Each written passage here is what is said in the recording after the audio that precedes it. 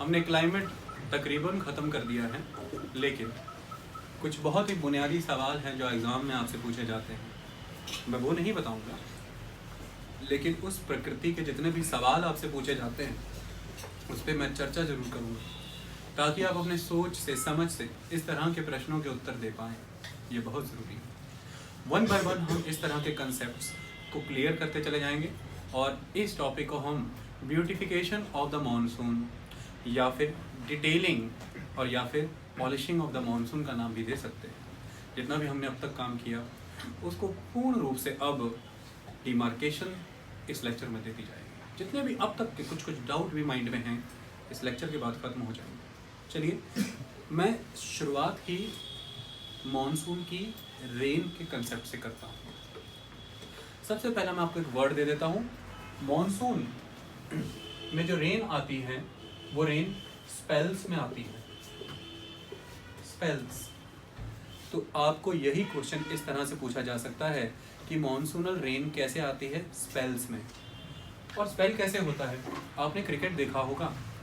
Cricket में यूँ over तो 50 होते हैं और हर ओवर की वनडे इंटरनेशनल में 6 बॉल्स होती हैं। तो आपने 12 बॉलें की हैं टोटल, यानी कि मान लीजिए 12 सेंटीमीटर बरसात हुई है, क्लियर कट। लेकिन आपने एक ही बार में नहीं किया, आपने 2 स्पेल्स में की। पहला स्पेल जब आपने डाला उसमें आपने 2 ओवर डाले, फिर जो दूसरा स्पेल आपने डाला उसमें आपने 2 ओवर डाले, तो टोटल 4 ओवर हो गए और 12 चौके 48 सेंटीमीटर रेनफॉल हो गई। तो कंटिन्यूटी में नहीं होती है। 6 बॉल्स के एक ओवर बनता है और 2 ओवर के स्पेल्स बनते चले जाते हैं। इसी तरह से मानसून भी आता है। मानसून जब आपके देश में आता है तो वो लगातार कुछ दिन होता है, फिर रुक जाता है, फिर वापस कुछ दिन बरसात होती है, फिर रुक जाता है, फिर बरसात होती है, फिर रुक जाता है। इससे क्लियर होता है कि मानसून स्पेल मैनर में होता है। उसके स्पेल्स आते हैं, मानसूनल स्पेल्स कहते हैं उनको। इन स्पेल्स के बीच में जो आ जाती हैं, एक स्पेल से दूसरे स्पेल के बीच में जो आ जाती है, अगर वो 1 वीक या उससे एक्सटेंडेड हो जाए तो उसे ब्रेक कहते हैं, मानसून की ब्रेक। तो चलिए इनके कारण समझा देते हैं। सबसे पहला, मानसून स्पेल्स में तो तभी आएगा अगर मानसून की रेनफॉल साइक्लोनिक है। अगर आपको रीज़न एंड असर्शन का क्वेश्चन आ जाए या कभी भी ऐसा पूछा जाए कि मानसून का रेनफॉल कैसा है, तो रेनफॉल टोरेंशियल है, एकदम तेज़ी से हो जाता है कम समय में। लेकिन रेन बियरिंग सिस्टम क्या है? अरेबियन सी और बे ऑफ बंगाल ब्रांच आपके भारत तक जो वर्षा लेकर के आ रही हैं, वो रेन बियरिंग सिस्टम क्या है? It is cyclonic system. तो साइक्लोन एक बन करके जब बरसात आएगी तो इसके नेक्स्ट साइकिल फॉर्मेशन के बीच में कुछ समय रहता है। तो हमारे देश में किस तरह और कैसा ब्रेक होगा ये इस बात पे डिपेंड करता है कि साइक्लोन कितनी फ्रीक्वेंटली बन रहे हैं। दूसरा, साइक्लोन कितनी इंटेंसिटी से आ रहे हैं, और साइक्लोन ने इंडियन लैंड मास को कब कब हिट किया है।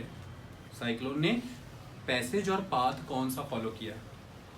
जैसे आप जो मूवी देखते हैं वो कुछ भी नहीं है, जस्ट जितने भी स्टिल फ्रेम हैं उनकी मोशन पिक्चर है। आप इतनी तेज़ी से मोशन करते हैं कि आपकी आई के इल्यूजन के पूरे होने से पहले ही दूसरा फ्रेम आता है, फिर तीसरा फ्रेम आता है, और वो आपको एक चल चरित्र के तौर पे, एक मूवी के तौर पे देखती है, तो मूवी को चल चरित्र भी कहते हैं। इसी तरह से अगर इस फ्रीक्वेंसी के साथ साइक्लोन फॉर्मेशन एंड साइक्लोन का आपके देश में आना हो जाए तो फिर अल्टीमेटली आपको रेन पूरे मानसून में कंटिन्यूसली मिलती है।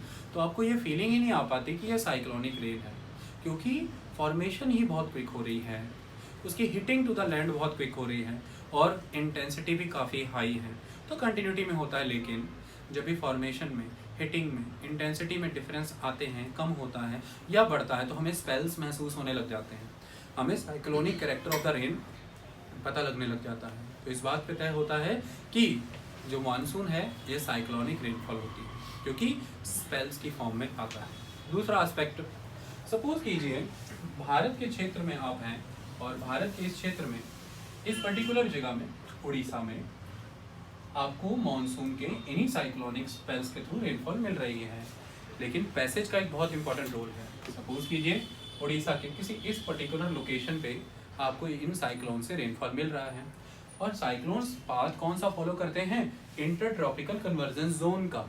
इन्हें ये एक ऐसी रेलगाड़ी है जिसे दौड़ने के लिए एक पटरी की ज़रूरत है।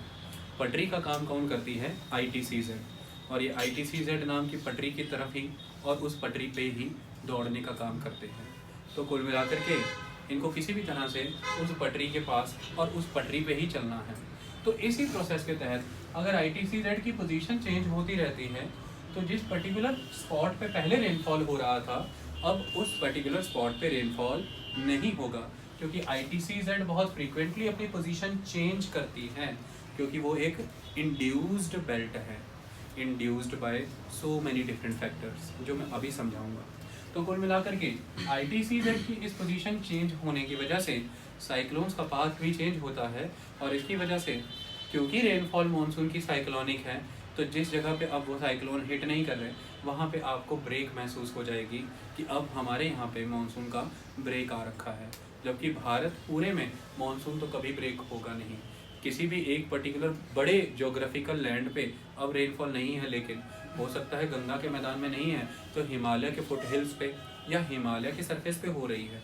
हो सकता है हिमालय और गंगा के फुट हिल्स गंगा के मैदानों में कहीं भी नहीं है, पेनिनसुलर के अपर रीजन में कहीं हो रही है। तो पूरे के पूरे उन 4 महीनों में भारत में रोज़ अगर आप वेदर रिपोर्ट देखें तो कहीं तो मानसूनल रेनफॉल हो रही है, आप ही की जगह पे नहीं हो रही है, आपके लिए वह ब्रेक हो जाता है। तो कुल मिलाकर के इस तरह से मानसून ब्रेक आती है जब पाथ बदलते हैं। तो ये सारे ऑप्शन पता होने चाहिए। अगर ऑप्शन आ जाए कि मानसून ब्रेक के लिए रिस्पॉन्सिबल है formation of the cyclone, frequency of the cyclone, hitting उनकी, इंटेंसिटी उनकी, progress and path of the cyclone. इस तरह से UPSC कैरेक्टर का क्वेश्चन आता है, इतना शैलो क्वेश्चन नहीं आएगा, तो कभी वहाँ पे फंसना मत, ब्रॉडर नॉलेज का यूज़ करना। अगला इंपॉर्टेंट एस्पेक्ट हम नोटिस करते हैं कि ये ब्रेक्स क्यों आती है। तो ब्रेक्स के कारण अब हम पता लगाने का प्रयास करते हैं। सबसे पहला ब्रेक का जो एक इम्पॉर्टेंट रीज़न है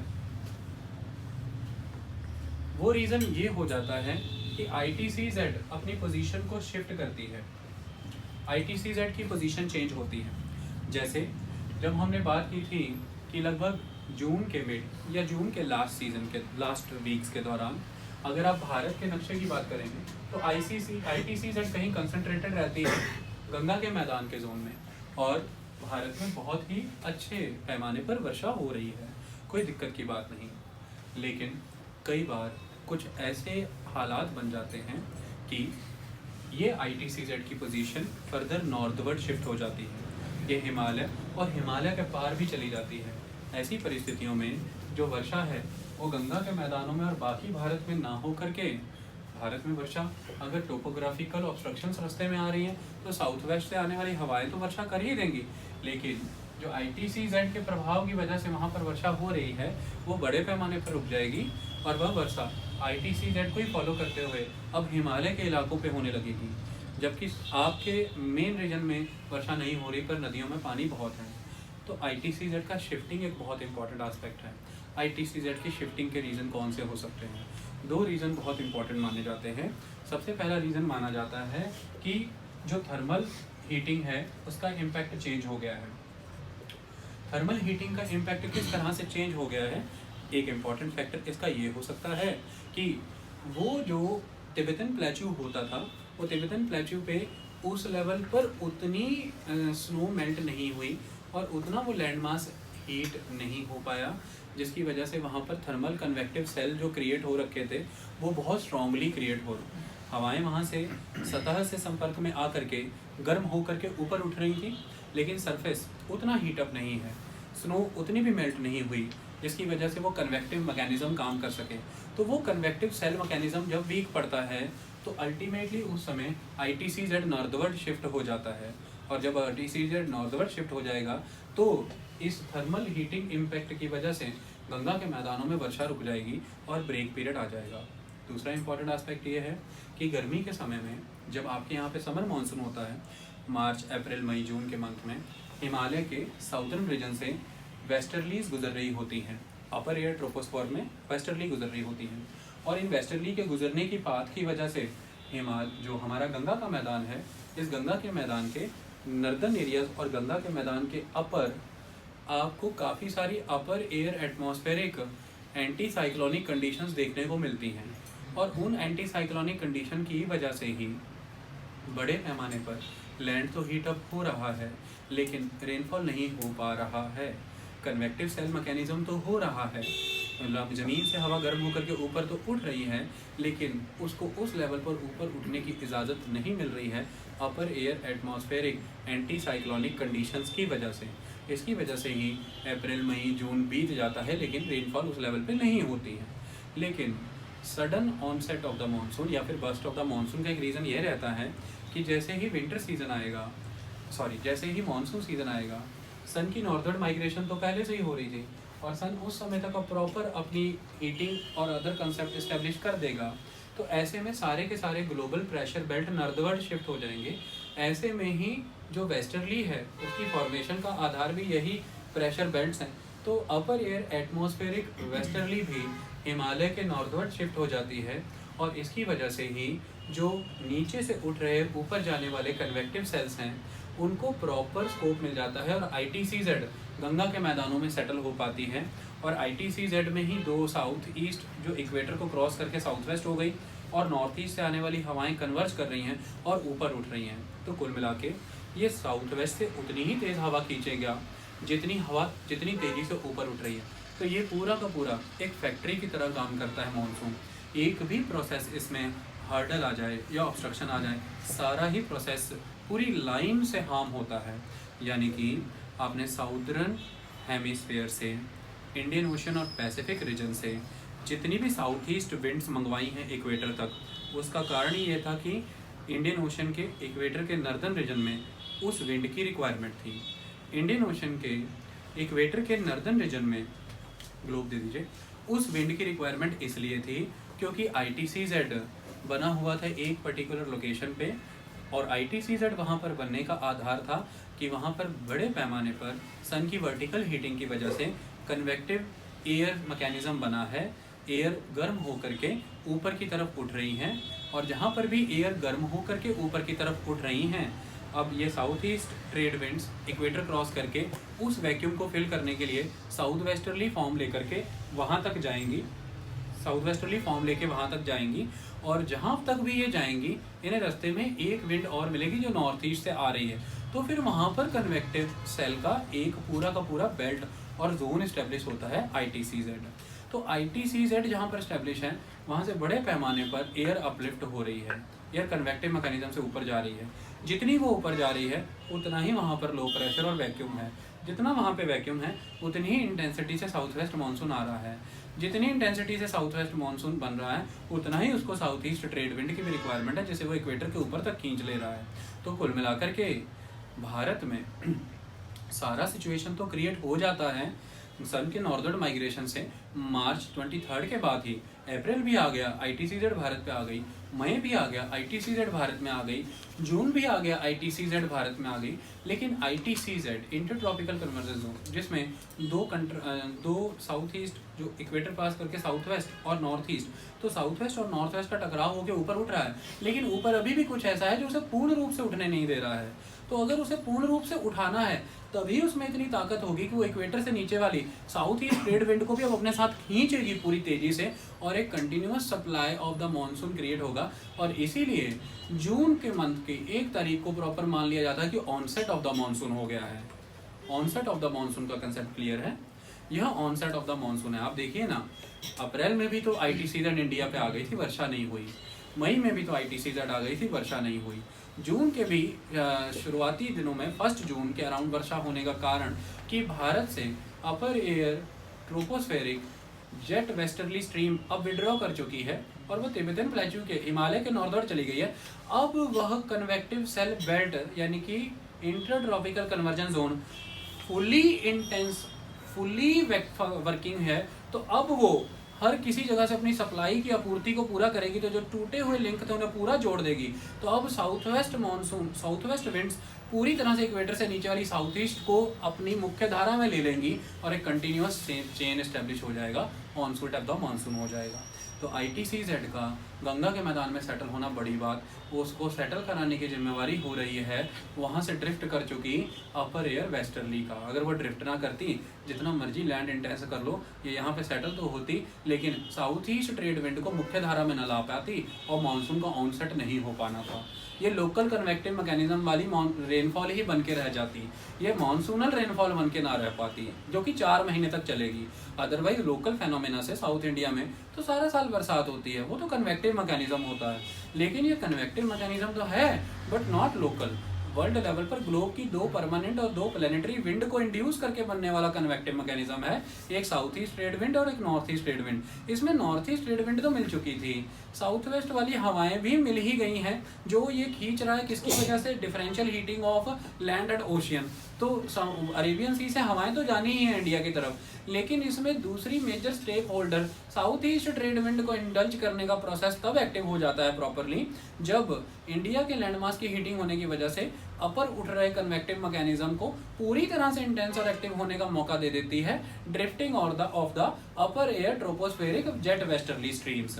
तो इसकी वजह से अगर कहीं गलती से वह अपर एयर जेट वेस्टर्ली फिर से हिमालय के साउथवर्ड आ जाए तो इंटर ट्रॉपिकल कन्वर्जन जोन वहाँ पर थोड़ा सा इनफेक्टिव और इनएफिशिएंट हो जाता है, तो इसकी वजह से भी आपके ब्रेक स्पेल्स आते हैं। तो अपर एयर जेट वेस्टर्ली की ड्रिफ्टिंग से ITCZ की इंटेंसिटी और इफेक्टिवनेस पे असर पड़ता है।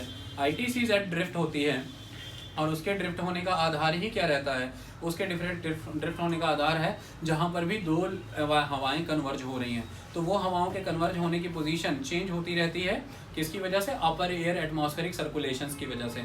इसकी वजह से आपके ब्रेक पीरियड्स आते हैं और रेनफॉल का इफेक्ट होता है। एक फैक्टर मैंने ITCZ से जुड़ा समझा दिया, एक फैक्टर मैंने थर्मल हीटिंग से जुड़ा समझा दिया, और इन दोनों में मुख्य ITCZ ही था।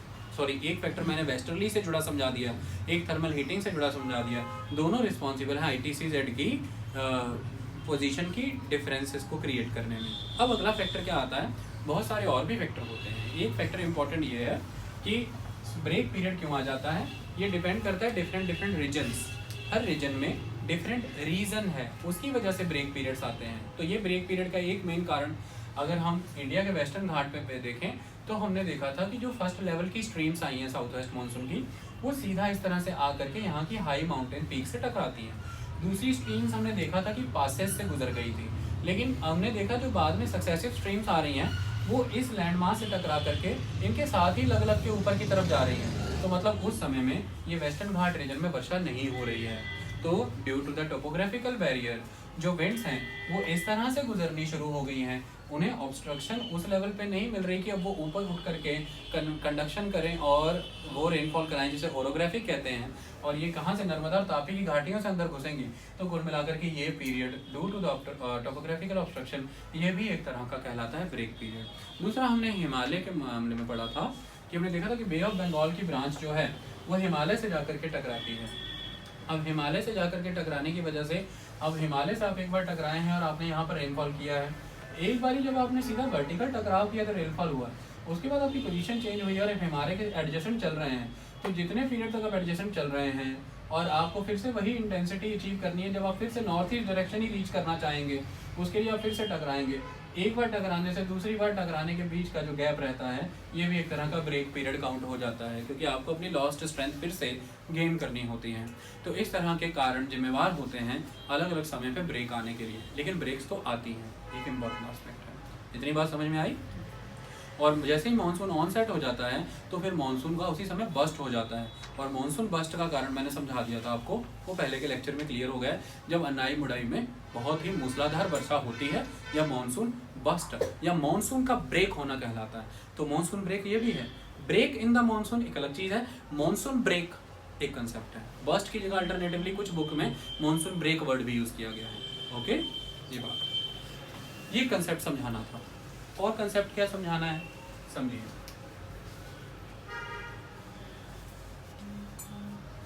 आपसे पूछा जा सकता है कि विंटर सीजन के दौरान पंजाब, हरियाणा, राजस्थान और बाकी के ये रीजन इतने इंटेंसली कूल कैसे हो जाते हैं, इतने हार्श कूल वेदर कैसे आ जाता है, विंटर इतना इंटेंस कैसे हो जाता है। इसका एक रीज़न तो आप क्लियर कट मेंशन कर देते हैं, मैं सिर्फ डिमार्केशन का ही कंसेप्ट समझा रहा हूँ।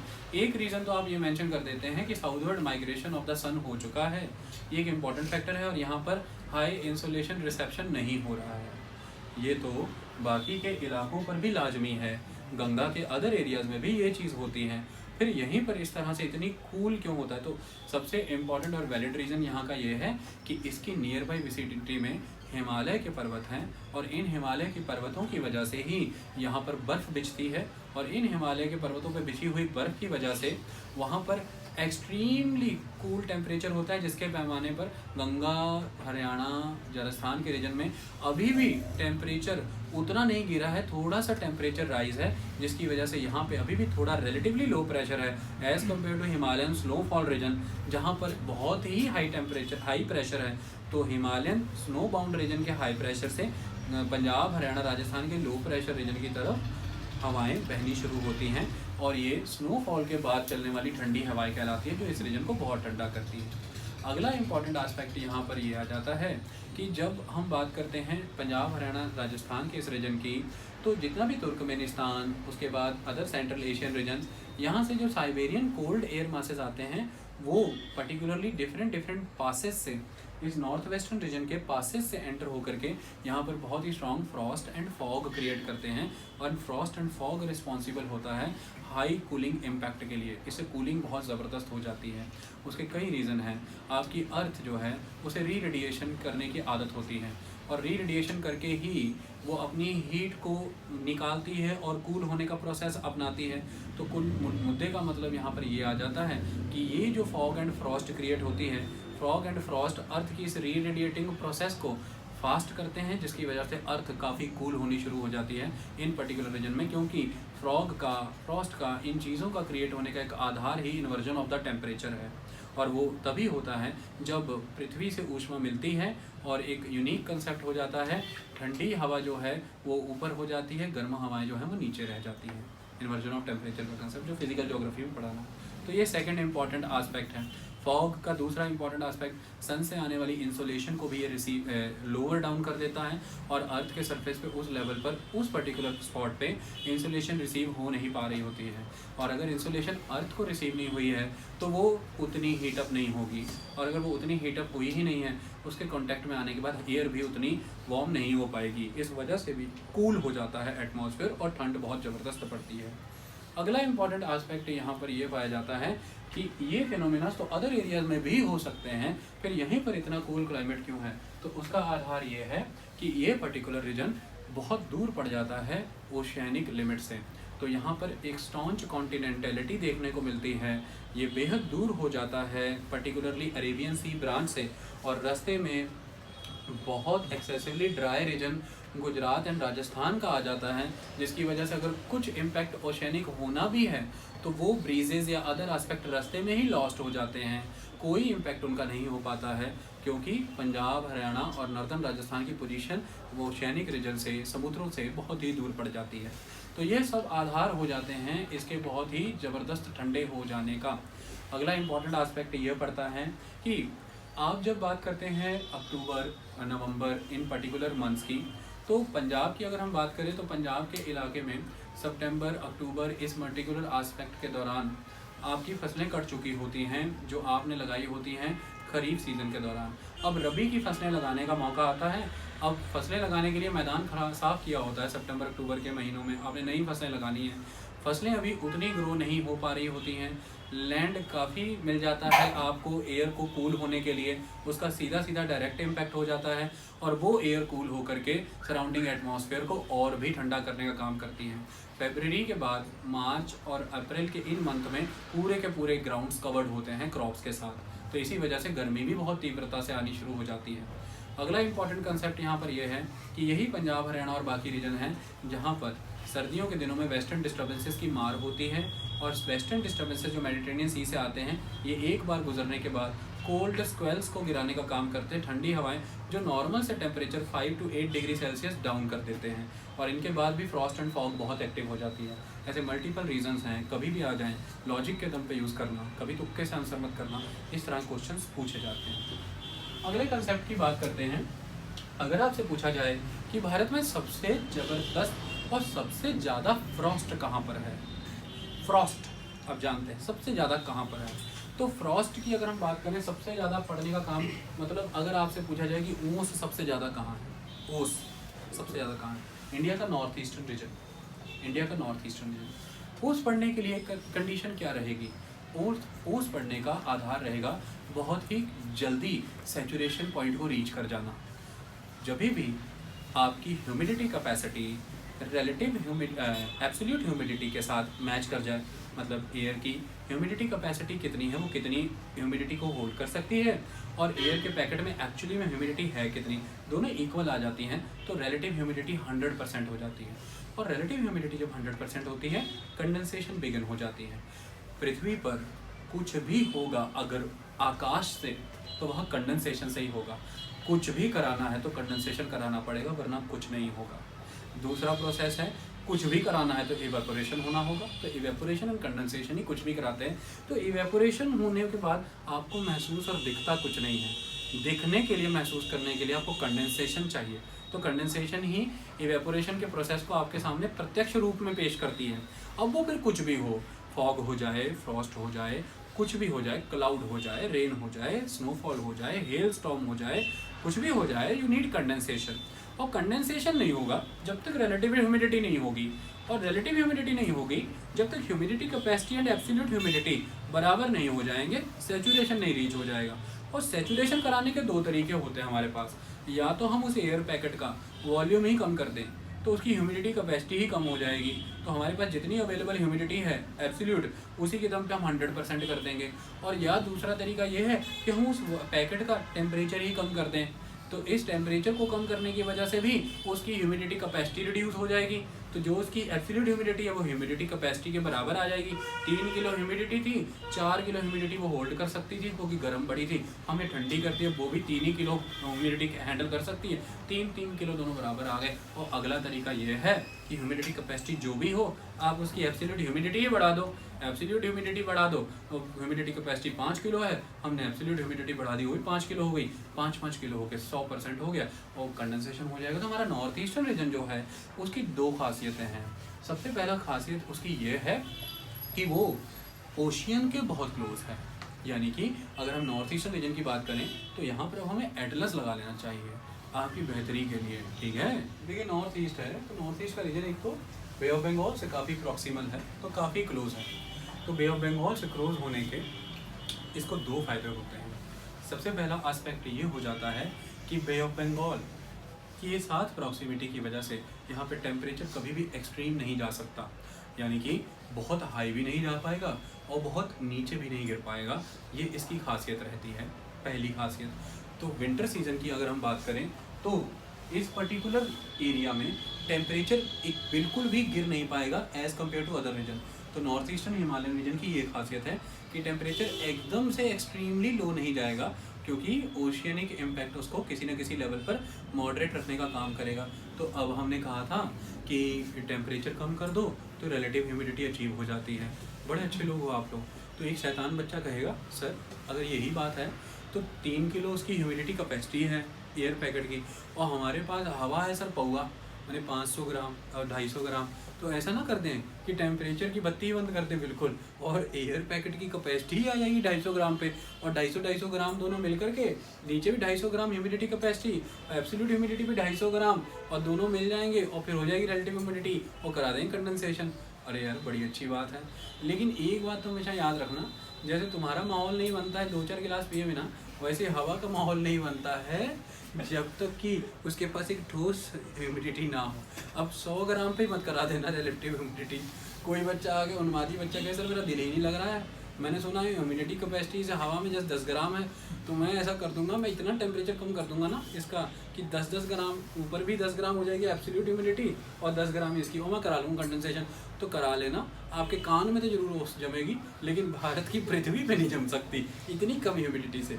पृथ्वी पे करा रहे हो बेटा, कुछ तो लेके आओ जेब में, एकदम से ही एक्शन कर लेना चाहते हो। तो इसके लिए हम टेम्परेचर ही कम कम कर करके ही खाली कंडेंसेशन नहीं करा सकते, सोच के दायरे में रहना है बेटा। और इतनी भी कम हो जाएगी अगर हमारे पास इतनी ही ज़बरदस्त तरीके से अगर टेम्परेचर कम हो जाएगा तो अल्टीमेटली बहुत ही निचले स्तर पे ही रिलेटिव ह्यूमिडिटी 100 होने लग जाएगी, और बहुत ही निचले लेवल ऑफ ह्यूमिडिटी लेवल पे ही इतनी सी कम एब्सोल्यूट ह्यूमिडिटी में भी अगर रिलेटिव ह्यूमिडिटी 100 होने लग गई, फिर नियोनिक कंडेंसेशन है। आई बात समझ में? उसके लिए कुछ तो अनुमान चाहिए हमारी जेब में। तो वो रिक्वायर्ड अमाउंट ऑफ टेम्परेचर का लेवल बनाए रखने का काम कौन करता है? ओशियन।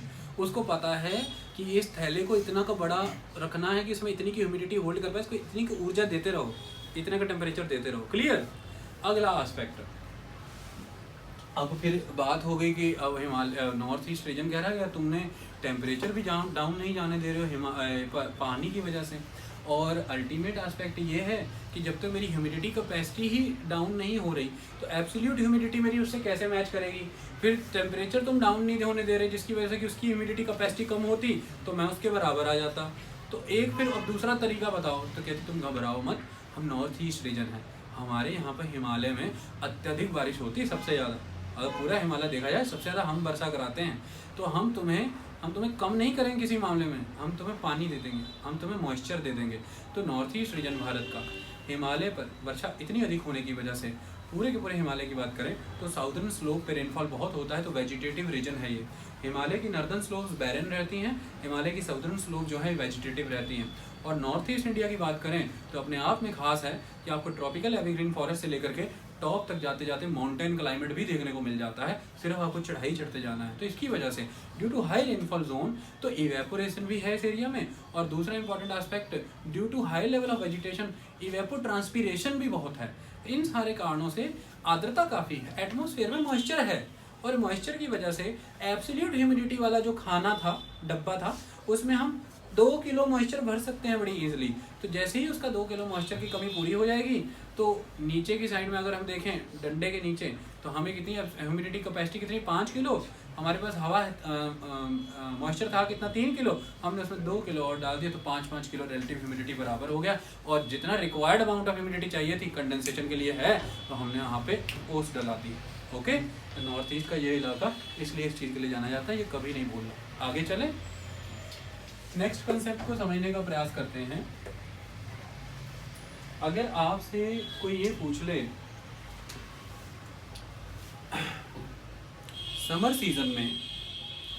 सीजन में पेनिनसुलर इंडिया में साउदर्न एरिया यानी कि 15 डिग्री से लेकर के 8 डिग्री लैटिट्यूड के बीच में जो टेम्परेचर है वो एक लेवल से ज़्यादा सर्ज नहीं करता। तो कुल मिलाकर के अब आपसे क्वेश्चन ये आ जाएगा कि ये जो आपका पर्टिकुलर गंगा का मैदान है, इस गंगा के मैदान में गर्मियों में टेम्परेचर बहुत हाई सर्च कर जाता है, इसके क्या क्या फैक्टर रिस्पॉन्सिबल हैं? तो इसका सबसे बड़ा पहला फैक्टर रिस्पॉन्सिबल है लैटिट्यूड, और दूसरा इंपॉर्टेंट एस्पेक्ट इसका आ जाता है हिमालय की पोजीशनिंग। अपने गर्मियों के मौसम में ये जिस लैटिट्यूड पे है उस लैटिट्यूड पे होते हुए भी इसमें अपने उसी लैटिट्यूड के सराउंडिंग रीजन्स के कंपैरेटिवली टेम्परेचर ज़्यादा रहता है। हिमालय बैरियर बनाता है, सेंट्रल एशियन रीजन से कोल्ड मासेस को यहाँ तक पेनिट्रेट नहीं करना पड़ता। और दूसरा इंपॉर्टेंट एस्पेक्ट ये है कि आपका टेम्परेचर ऑलवेज डिपेंड करता है कि आप इक्वेटर से किस डिस्टेंस पे हैं।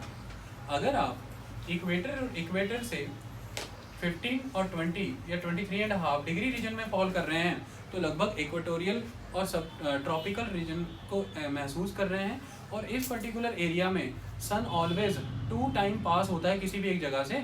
इसकी वजह से यहाँ पे कभी भी टेम्परेचर एक्सीड नहीं जाएगा, यानी कि आपको सारा साल एक गर्म माहौल मिलेगा, लेकिन एक मॉडरेट इफेक्ट के साथ, मतलब 25 से 30, 31 या 32 डिग्री के बीच में टेम्परेचर मिलता रहेगा। लेकिन जैसे ही हम 23.5 के अबव चले जाते हैं तो यहाँ पर आप लैटिट्यूड से इक्वेटर से दूर चले गए हैं, और यहाँ पर एक जोन ऑफ डिसेंडिंग एयर आता है, 30 डिग्री लैटिट्यूड का प्रेशर बेल्ट, जहाँ पर हवाएं डिसेंड कर रही हैं। और ये एरिया ड्राई वेदर का है क्योंकि डिसेंडिंग एयर ऑलवेज गर्म होती हैं, एक्सपैंड करेंगी, रिलेटिव ह्यूमिडिटी कम हो जाएगी, सूखा माहौल बनाएंगी, तो सनशाइन बहुत ही क्लियर रहेगा। 0 से 23 डिग्री के बीच में तो वर्षा होती रही, लेकिन 23 से अबव चले जाएंगे तो सनशाइन बहुत क्लियर रहेगा, क्योंकि डिसेंडिंग एयर का जोन माना जाता है। और इसकी वजह से यहाँ पर सन की जो इंसोलेशन रिसीव हो रही है डायरेक्ट ग्राउंड को रिसीव हो जाएगी, रास्ते में क्लाउड का बैरियर आएगा नहीं, और अल्टीमेटली ये बहुत हॉट होता है। तो इस वजह से एक एस्पेक्ट आपका लैटिट्यूडनल है कि आप इक्वेटर से किस डिस्टेंस पे हैं, ये आपकी हॉटनेस और हीट को बताता है, समर सीजन के इंटेंसिटी को बताता है। और दूसरा एस्पेक्ट बताता है कि आप पर्टिकुलरली इस टाइम पर ओशियन बॉडी से कितने दूर हैं। आपका ओशियन से जो डिस्टेंस है वो आपकी कॉन्टिनेंटलिटी को दर्शाता है कि आप कितने गर्म होंगे। तो गंगा के मैदान की अगर हम बात करें तो गंगा के मैदान के भी वो रीजन एक्सट्रीम क्लाइमेट वेदर को, एक्सट्रीम समर को बेयर करते हैं, जो बे ऑफ बंगाल और अरेबियन सी की दोनों ब्रांचेस से ही बहुत दूर हैं। इसीलिए दिल्ली जो है यहाँ पर काफ़ी एक्सट्रीम देखने को मिलेगा एज़ कम्पेयर टू पटना, और पटना में भी फिर ज़्यादा एक्सट्रीम देखने को मिलेगा एज़ कम्पेयर टू कोलकाता।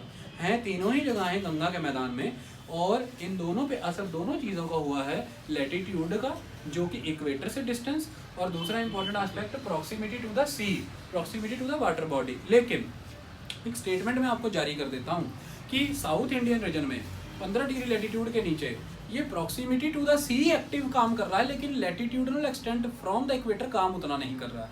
क्यों? जब आप समर सीजन की बात करेंगे तो समर सीजन के मौसम में, और ये भारत आपने बना रहे हैं, तो समर सीजन के मौसम में आपकी जितनी भी आइसोथर्म्स हैं, line joining the places of equal temperature या इक्वल हीट, वो कैसे रन करती हैं।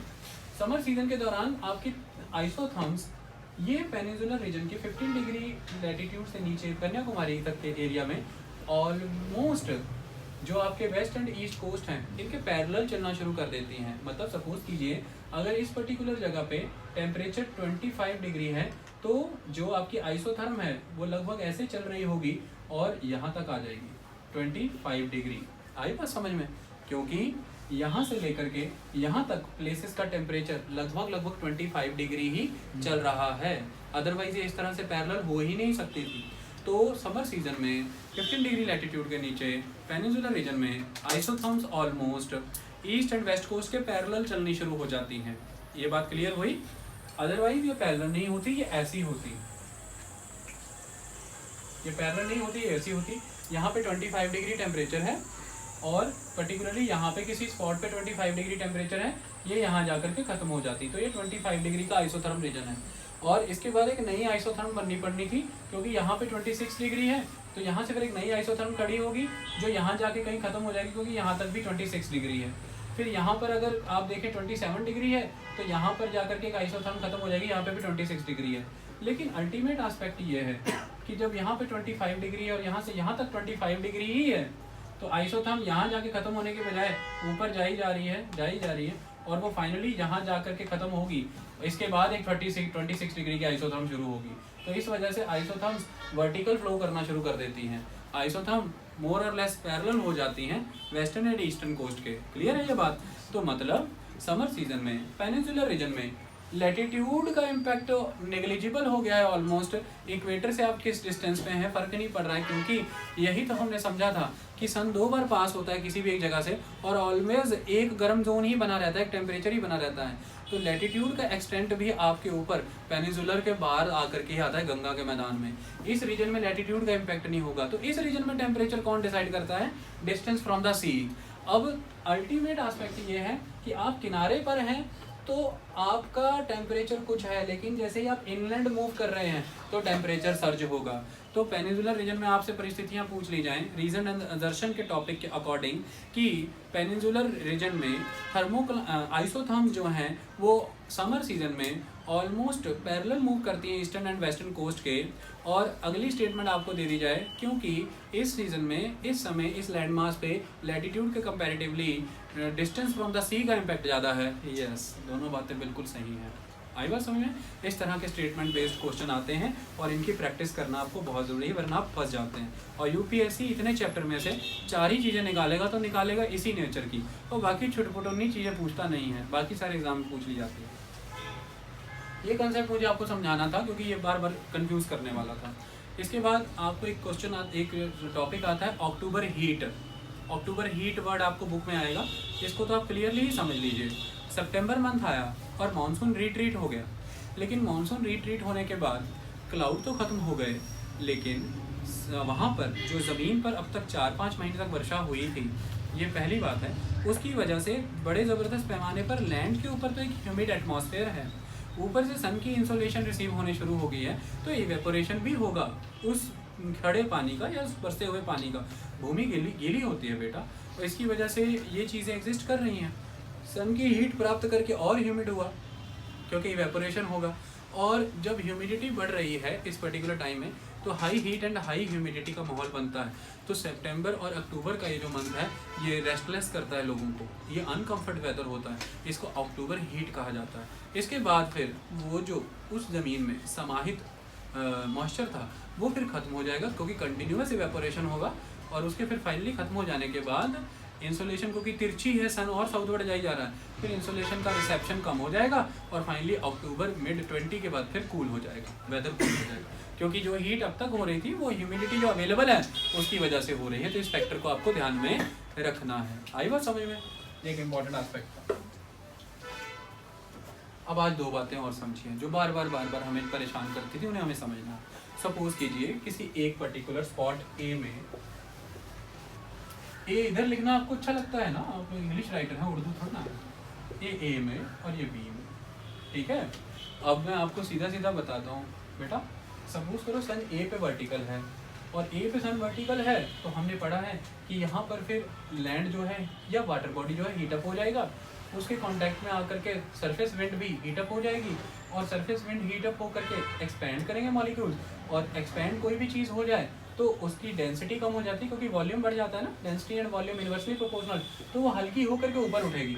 तो यहाँ पर क्या हो रहा है? वर्टिकल मोशन, वर्टिकल मोशन, तो कन्वेक्शन हो रहा है, कन्वेक्टिव। तो मैं यहाँ पर लिख देता हूँ यार सिंपल, लो प्रेशर, और ऐसा लिख दूँ यहाँ पे हाई टेम्परेचर, तो हाई टेम्परेचर लो प्रेशर। अब देखो ये बोर्ड है मेरे पास, और अभी यौगिक शक्तियाँ इतनी नहीं हुई कि मैं आपको यहाँ पे कुछ भव्य दृश्य बना के दे दूँ, तो इस मजबूरी की वजह से मैं इसको ऐसे मूव करा सकता हूँ अगर आप परमिट करें तो। आप इसको बाहर निकाल के मेल कर लेना कि ये इधर को उठ रही हैं, कर लोगे? आप में तो दैवीय शक्तियाँ हैं, मुझ में नहीं है। आप इमेजिन तो कैसा भी कर सकते हो। तो यहाँ से हमारे ऊपर उठी हैं, ऊपर उठने के बाद हमने बार बार एक चीज़ पढ़ी थी कि दो दिशाओं में डाइवर्ट हो जाएंगी ना, और दीवानी हवाएं हैं, हम अपने समझने के लिए ना दो दिशाओं में डिवाइड करते हैं। कभी कभी तो सिर्फ एक ही दिशा समझाते हैं, दूसरी भी नहीं बताते, पर असल में ऐसा होता कुछ नहीं है। कोई भी चीज़ 2, 3, 4 दिशाओं में नहीं, 10 दिशाओं का खेल है ये। तो जो ऊपर उठेगी कुछ ऊपर भी चली जाएगी, कभी ना कभी गिरेगी, दूसरा दाएँ जाएगी, बाएँ, और नॉर्थ साउथ भी जाती है। 4 दिशाएं मान के चलो कि आप 4 दिशाओं में डाइवर्ट होती है। ओके, तो यहाँ पर ये डाइवर्जन हो रहा है। ओके, तो अब यार एक बात बताओ, यहाँ से 1 किलो हवा ऊपर गई थी, पहला पैकेट, अगला पैकेट और बड़ा है 3 किलो, अगला पैकेट और बड़ा है 5 किलो। अब 3-5 ज़्यादा करना नहीं चाहिए, लेकिन 3-5 अगर हमने कर लिया तो 8 हो गया, 1 और 9 किलो और 10 बड़ा अच्छा लगता है सबको, 1 किलो और 10 किलो जो है वो ऊपर उठा हवा। तो यहाँ पर 10 किलो का क्या हुआ? 10 किलो क्या हुआ? माइनस, 10 किलो माइनस हो गया। तो 10 किलो माइनस जो हुआ है वो 10 किलो कहीं तो इकट्ठा हुआ है, 10 किलो ऐड कहाँ पे हुआ? 10 किलोग्राम प्लस कहाँ पे हुआ? यहाँ पर, जहाँ पर कन्वेक्टिव सेल ऊपर जाके। तो जहाँ पर सरफेस पे लो प्रेशर है कन्वेक्टिव मैकेनिज्म में, वहीं पर अपर एयर में यहाँ पे क्या होता है? High pressure. वहाँ पर अपर एयर में क्या होता है? High pressure. अब हम आगे बढ़ते हैं। अब ये जो 10 किलो था, ये यहाँ पर जो आया, ये 10 किलो किधर तो बटेगा ना मेरे बच्चों, तो 10 किलो बांट तो 5-5 बांटना दोनों भाइयों में। अब 5 किलो हवा ऐसे चल रही है और अल्टीमेटली अर्थ की ग्रेविटी इसको खींचेगी, तो यहाँ पर कितना है? 5 किलो, 5 किलो है ना। अब 5 किलो इसकी जेब में है, और ये जो है पर्टिकुलर प्लेस बी, ये कौन सा प्लेस है? ये खाली पड़ा हुआ है, इसके पास कुछ भी नहीं है। इसके पास तो 5 किलो है, इसके पास कुछ भी नहीं है। और इसका अंत कहाँ है जीवन का? इसको अंत होना है यहाँ पे आके गिरना है। तो यहाँ पे पहले कौन कितना है? 5 किलो। यहाँ से और पैकेट 10-10 किलो ऊपर पहुँचे, यहाँ से 5/5/5 इधर आया, और 5 इसको किसने दे दिया? इसको। तो 5 + 5, तो ये जो है खाली हो जाता है हर बार, सारा किसको दे देता है? इसको। तो यहाँ पर 10 किलो इकट्ठा हो गया, 10 किलो इधर से उठा तो 10 किलो यहाँ आ गया, तो ये क्या हो गया? High pressure, subsidence of air हो रहा है ना, हाई प्रेशर। और टेम्परेचर क्या है इसका? Low temperature. लेकिन ये तो खुद खाली हो जा रहा है ना सब इसको देख के, तो ये क्या है यहाँ पे अपर एयर में? Low pressure. तो ये ऑलवेज कंसेप्ट याद रखना, है ना। ये खाली ये मैंने लो प्रेशर क्यों बोला यार, समझने की बात है ना, ध्यान से समझो। मैंने ऑलवेज एक बात समझाई थी कि जहाँ से भी हवाएं डाइवर्ज करें वो हाई प्रेशर होता है, जहाँ पे भी हवाएं कन्वर्ज करें वो लो प्रेशर होता है। अब वो चाहे सरफेस पे हो चाहे अपर स्फीयर में हो, तुम क्या कंसेप्ट बदल दोगे यार प्रकृति के, हैं? तुम्हें धरती अच्छी लगती है, 10-12 किलोमीटर ऊपर उठो और भी दुनिया बसती है, वो कंसेप्ट थोड़ी ना तुम्हें बदलने पकड़ के दबा लेंगे। अब इसीलिए तो मैंने कहा अब ये जो मैकेनिज्म यहाँ पर था, सपोज करो ये वाला मैकेनिज्म उठा के इधर ले आओ यहाँ पर, तो ये जो हवाएं इधर से यहाँ पर आ रही, कहीं और से भी तो हवाएं यहाँ पे आ रही होंगी अपर एयर एटमॉस्फेयर में, तो कन्वर्जेंस नहीं हो रहा क्या? नहीं हो रहा तो बता दो अगर मैं झूठ बोलता हूँ, लिखो कन्वर्जेंस। मेरे बच्चे यहाँ से हवाएं उठी ना, 2 दिशाओं में डाइवर्ट हुई, यहाँ बोर्ड पे तो बना नहीं सकता, खराब हो जाएगा, दीवानगी है तो बना भी देता हूँ। अब यहाँ से भी हवाएं कहीं से उठ रही है ना, 2 हिस्सों में बटी, दोनों जैसे मैग्मा चैम्बर उठता है ना, कन्वर्जिंग प्लेट, तो यहाँ से भी ये आई तो यहीं पे गिरी, यहीं पे गिरी ना, तो ये जहाँ पर दोनों कन्वर्ज हो रही हैं क्या होता है? Low pressure. और यहाँ पे नीचे गिर के क्या होगी? ये 2 डायरेक्शन में बटेगी, और इधर भी क्योंकि इसको भी फीड करना है, तो जहाँ पे डाइवर्ज होता है यहाँ पर क्या होता है? High pressure. यहाँ पे क्या हुआ था? कन्वर्ज, क्योंकि उधर से भी आ रही होगी ना कोई, क्या हुआ? Low pressure. यहाँ पे क्या हुआ? बिखरा, हाई प्रेशर। यहाँ पे क्या हुआ? मिला, लो प्रेशर। यहाँ पे क्या हुआ? बिखरा, हाई प्रेशर। बेटा समझा दिया बस, अब नहीं आएगी दिक्कत जिंदगी भर कभी। अब बार बार समझ आ गया भाई कि वो जो मैंने ट्रॉपिकल साइक्लोन बनाया था उसके अपर एयर में एंटी साइक्लोन क्यों चाहिए भाई। वो स्टेटमेंट सिद्ध हो गई आज, क्योंकि नीचे से हवाएं कन्वर्ज करती हैं तो ऊपर जा करके इकट्ठा हो जाता है माल सारा, और वहाँ जाने के बाद क्या होता है? डाइवर्जेंस। तो जहाँ पे डाइवर्जेंस होता है वहाँ पे क्या होता है? High pressure. और देसी भाषा में समझा दिया कि 10 किलो वहाँ जुट गया है। अब जहाँ पे सारा माल जुटा है वहीं बाहर पड़ेगा, जहाँ बाहर पड़ेगा उसी को हाई प्रेशर कहते हैं कि नहीं कहते हैं। तो देसी भाषा में इंग्लिश शब्द का अनुवाद भी समझा दिया है, और टेक्निकल लैंग्वेज में ज्योग्राफी का फेनोमेनन भी समझा दिया है, जिसको मीना कह देते हैं, फेनोमेना। ओके, तो इसलिए हर नीचे बन रहे साइक्लोन जो है, मतलब जो नीचे से हवाएं कन्वेक्टिव ऊपर उठ रही हैं, ऊपर डाइवर्जेंस चाहिए, नीचे कन्वर्जेंस चाहिए। आई बात समझ में? ये एक इम्पॉर्टेंट कंसेप्ट है, इसको जिंदगी में कभी मत भूलना। ओके, अब कोई टेंशन तो नहीं है, सारी बात सेट है। ये फिनोमेना मैंने इसलिए समझाया क्योंकि अब जो मैं समझाने वाला हूँ बहुत ही जबरदस्त है।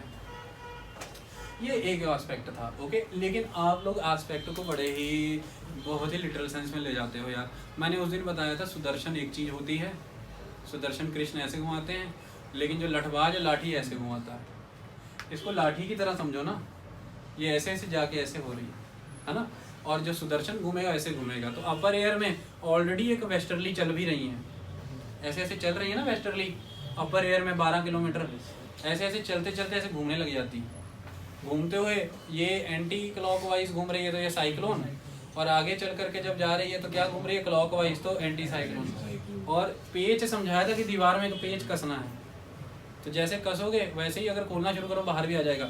तो ये जो अपर एयर वेस्टर्ली के द्वारा बनाए जा रहे हैं, अगर तो साइक्लोन है, अगर तो साइक्लोन है तो ये खींचने का काम करेगा, और अगर तो एंटी साइक्लोन है तो नीचे जाएंगी हवाएं, ये नीचे गिरने का काम करेगा।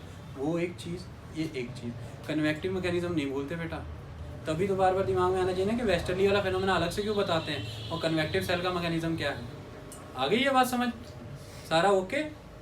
तो ये जो कन्वेक्टिव सेल मैकेनिज्म से हवा उठ रही थी ना, ये नीचे लो प्रेशर बन रखा था ना मई जून महीनों में, राजस्थान में मई के महीने में, और वर्षा नहीं होने दी, काम पूरा होने नहीं दिया। कारण क्या था?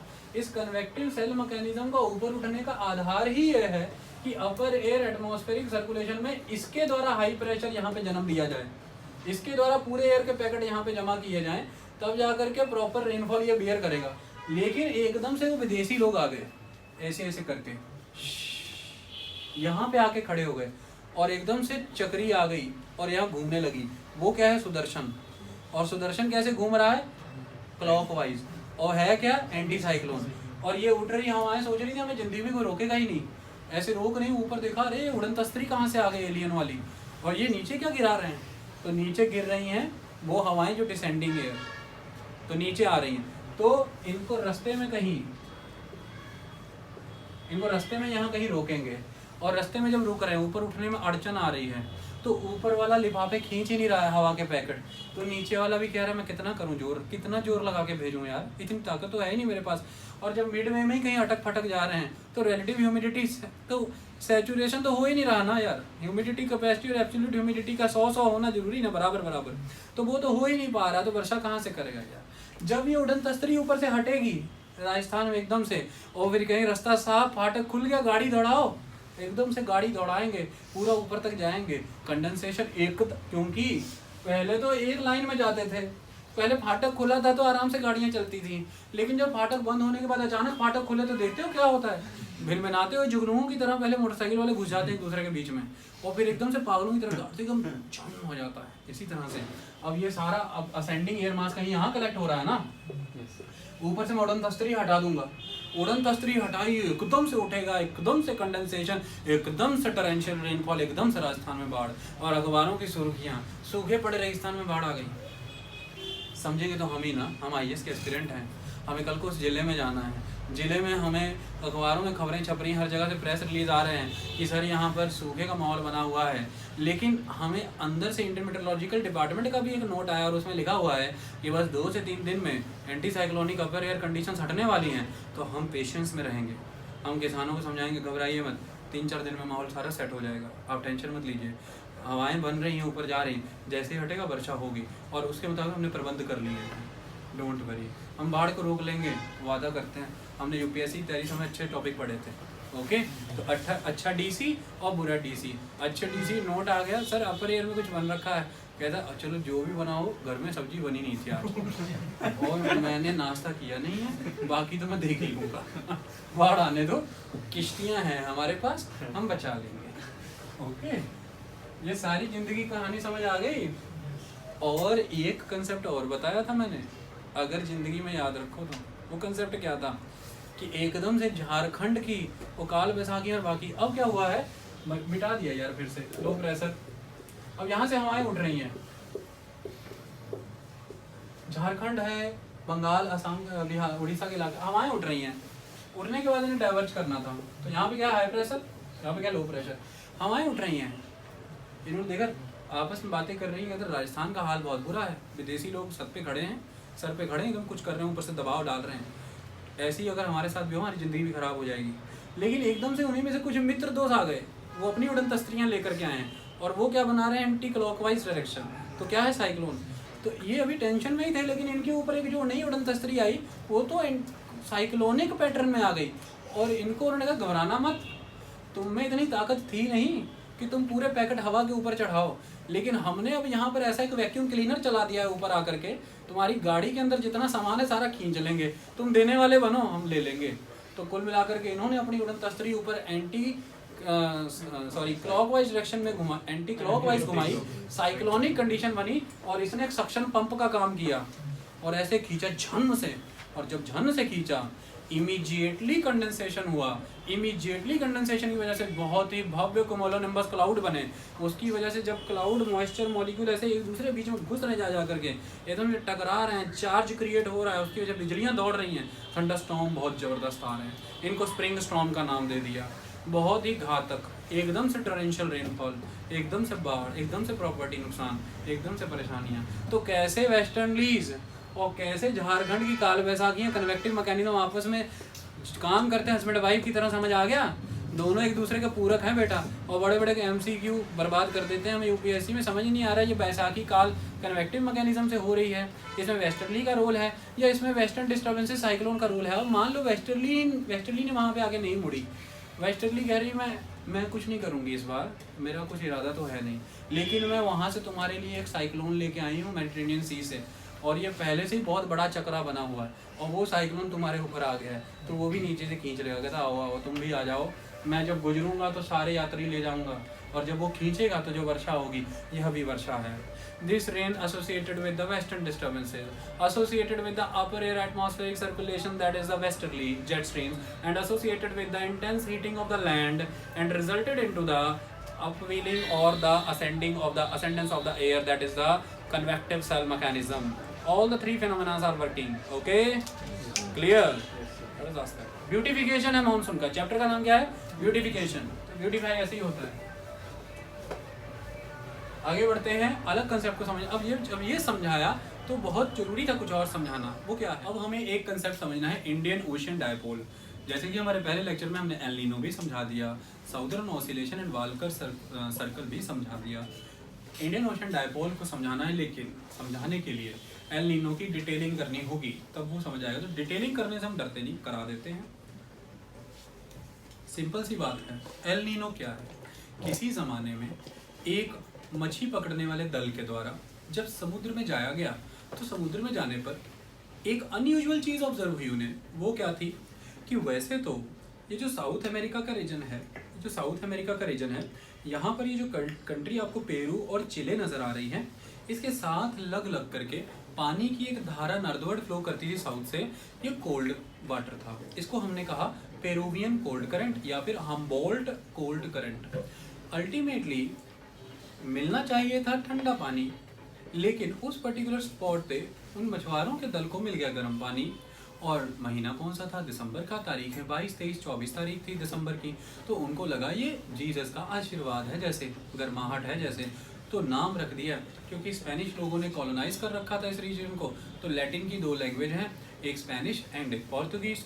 तो अल्टीमेटली उन्होंने स्पेनिश लैंग्वेज में इसका नाम रख दिया, it is El Nino, the Christ child. एक क्राइस्ट का बच्चा है या फिर बच्चा रूप में। और मेल क्यों है? गर्म है, खून गर्म है तो मेल है। तब तो बड़े खुश हुए थे, लेकिन धीरे धीरे समझ आया जीवन में कि यह कितना बर्बाद करता है। तो पहले कहते थे एल नीनो कम कम, और फिर कहते हैं एल नीनो गो गो, ला नीना कम कम। तो एल नीनो और ला नीना कैसे हैं?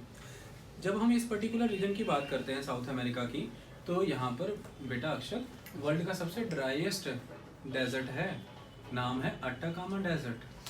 सबसे ड्राई डेजर्ट है, इतना ड्राई है कि नॉर्थ पोल और साउथ पोल के पर्टिकुलर रीजन में भी थोड़ी बहुत प्रेसिपिटेशन होती है, यहाँ पे कुछ भी नहीं होता, जीरो ही है, बिल्कुल बैरन है। इसी की वजह से इसको यूज़ कर रहा है नासा बड़े पैमाने पर अपने स्पेस और अदर प्रोग्राम्स के लिए, कि बैरन ही तो है, यूज़ करते हैं। आ गई बात समझ में? तो ये इसकी इंपॉर्टेंट है। सबसे ड्राइएस्ट डेजर्ट कौन सा है? अट्टाकामा। ओकेजनल बरसातों की वजह से यहाँ पर खास तरह की ग्रास हो जाती है, जिसे हम कहते हैं पंपस ग्रास। इसी की वजह से यहाँ पर पशु भी चरा लिए जाते हैं, वो एक अलग बात है। तो डेजर्ट है, लेकिन एक तरफ जहाँ पर डेजर्ट इस लेवल पर आपको इकोनॉमिकली और एग्रीकल्चरली पीछे की तरफ लेकर के जा रहा है, इसका बिल्कुल उल्टा काम होता है कि इस पर्टिकुलर रीजन में कोल्ड वाटर करंट और दूसरा upwelling of the cold water बहुत होता है। कोल्ड वाटर अपवेल करता है। Upwelling of the cold water क्या है? वेल क्या होता है? कुआं, और कुएं से क्या निकलता है? पानी। तो आप जो घरों के और मोहल्ले में कुएं खोदते हैं, उसमें पानी डाल के आते हो क्या बेटा? पानी कहाँ से आता है बेटा? सब सरफेस से। तो वो क्या हो रहा है? अपवेल। तो upwelling of the cold water. Upwelling होने के लिए क्या चीज़ जरूरी है? ऊपर के दबाव को हटाना। और आपने कभी सोचा नहीं कुएं से पानी बाहर क्यों नहीं आ जाता? इसलिए नहीं कि नीचे धरती के पानी कम है, कुएं से पानी इसलिए नहीं बाहर आ जाता क्योंकि ऊपर से वायु का दाब बहुत है, एटमॉस्फेरिक प्रेशर है। 2 मिनट के लिए कोई इंतजामात करके एटमॉस्फेरिक प्रेशर को घटा लो, कुएं का पानी निकल के तुम्हारे घरों में घुस के तुम्हें ऊपर उठा देगा। टेंशन की कोई बात नहीं है। नीचे पृथ्वी में पानी बहुत है, जितना सा कुएं में दिख रहा है उतना ही नहीं है। तुम 150 बाल्टियाँ भर दो, पानी रहेगा, ये बड़ी बात है। तो दाब बड़ी चीज़ है। ऊपर से प्रेशर हटा लो, कोई भी एटमॉस्फेयर का हाइड्रो प्रेशर, नीचे की चीज़ ऊपर उठ जाएगी। तो कैसे होता है? अब नाराज़ मत होना, जो मैं नॉर्थ अमेरिका और साउथ अमेरिका बनाऊंगा, ठीक है? मैं कैसे बनाऊंगा वो तो आप भी जानते हैं। यही फिगर सीखी है हमने एक, ये देखिए ये कनेक्शन है और नीचे से ये अम्बिया की तरह है। हंसने की क्या बात है बेटा? साउथ अमेरिका है, हर बात में केवल हंसते हो, नॉलेज की बात करो तो हंसते हो। साउथ अमेरिका, अब क्या समझना इसके बारे में? समझना इसके बारे में ये है कि हमारे ग्लोब पे अगर हम इक्वेटर की बात करें, जो आपको पता है ना इक्वेडोर के रीजन से गुजरती है, तो इक्वेटर कंट्री है यहाँ पर, और उसी के नीचे पेरू है, नीचे चिले है, ठीक है? तो इस पर्टिकुलर रीजन पे होता क्या है कि north east and south east से आकर के ट्रेड विंड्स मिलती हैं। अब ट्रेड विंड्स जहाँ पर मिलेंगी तो वो क्या करेंगी? वो इन दोनों रीजन से आ रही हैं और यहाँ पे मिल रही हैं। तो साउथ अमेरिका के और नॉर्थ अमेरिका के वेस्टर्न कोस्ट पे जो पानी है, उस पानी को वो अपनी फ्रिक्शन फोर्स के मदद से आगे की तरफ मूव करेंगी।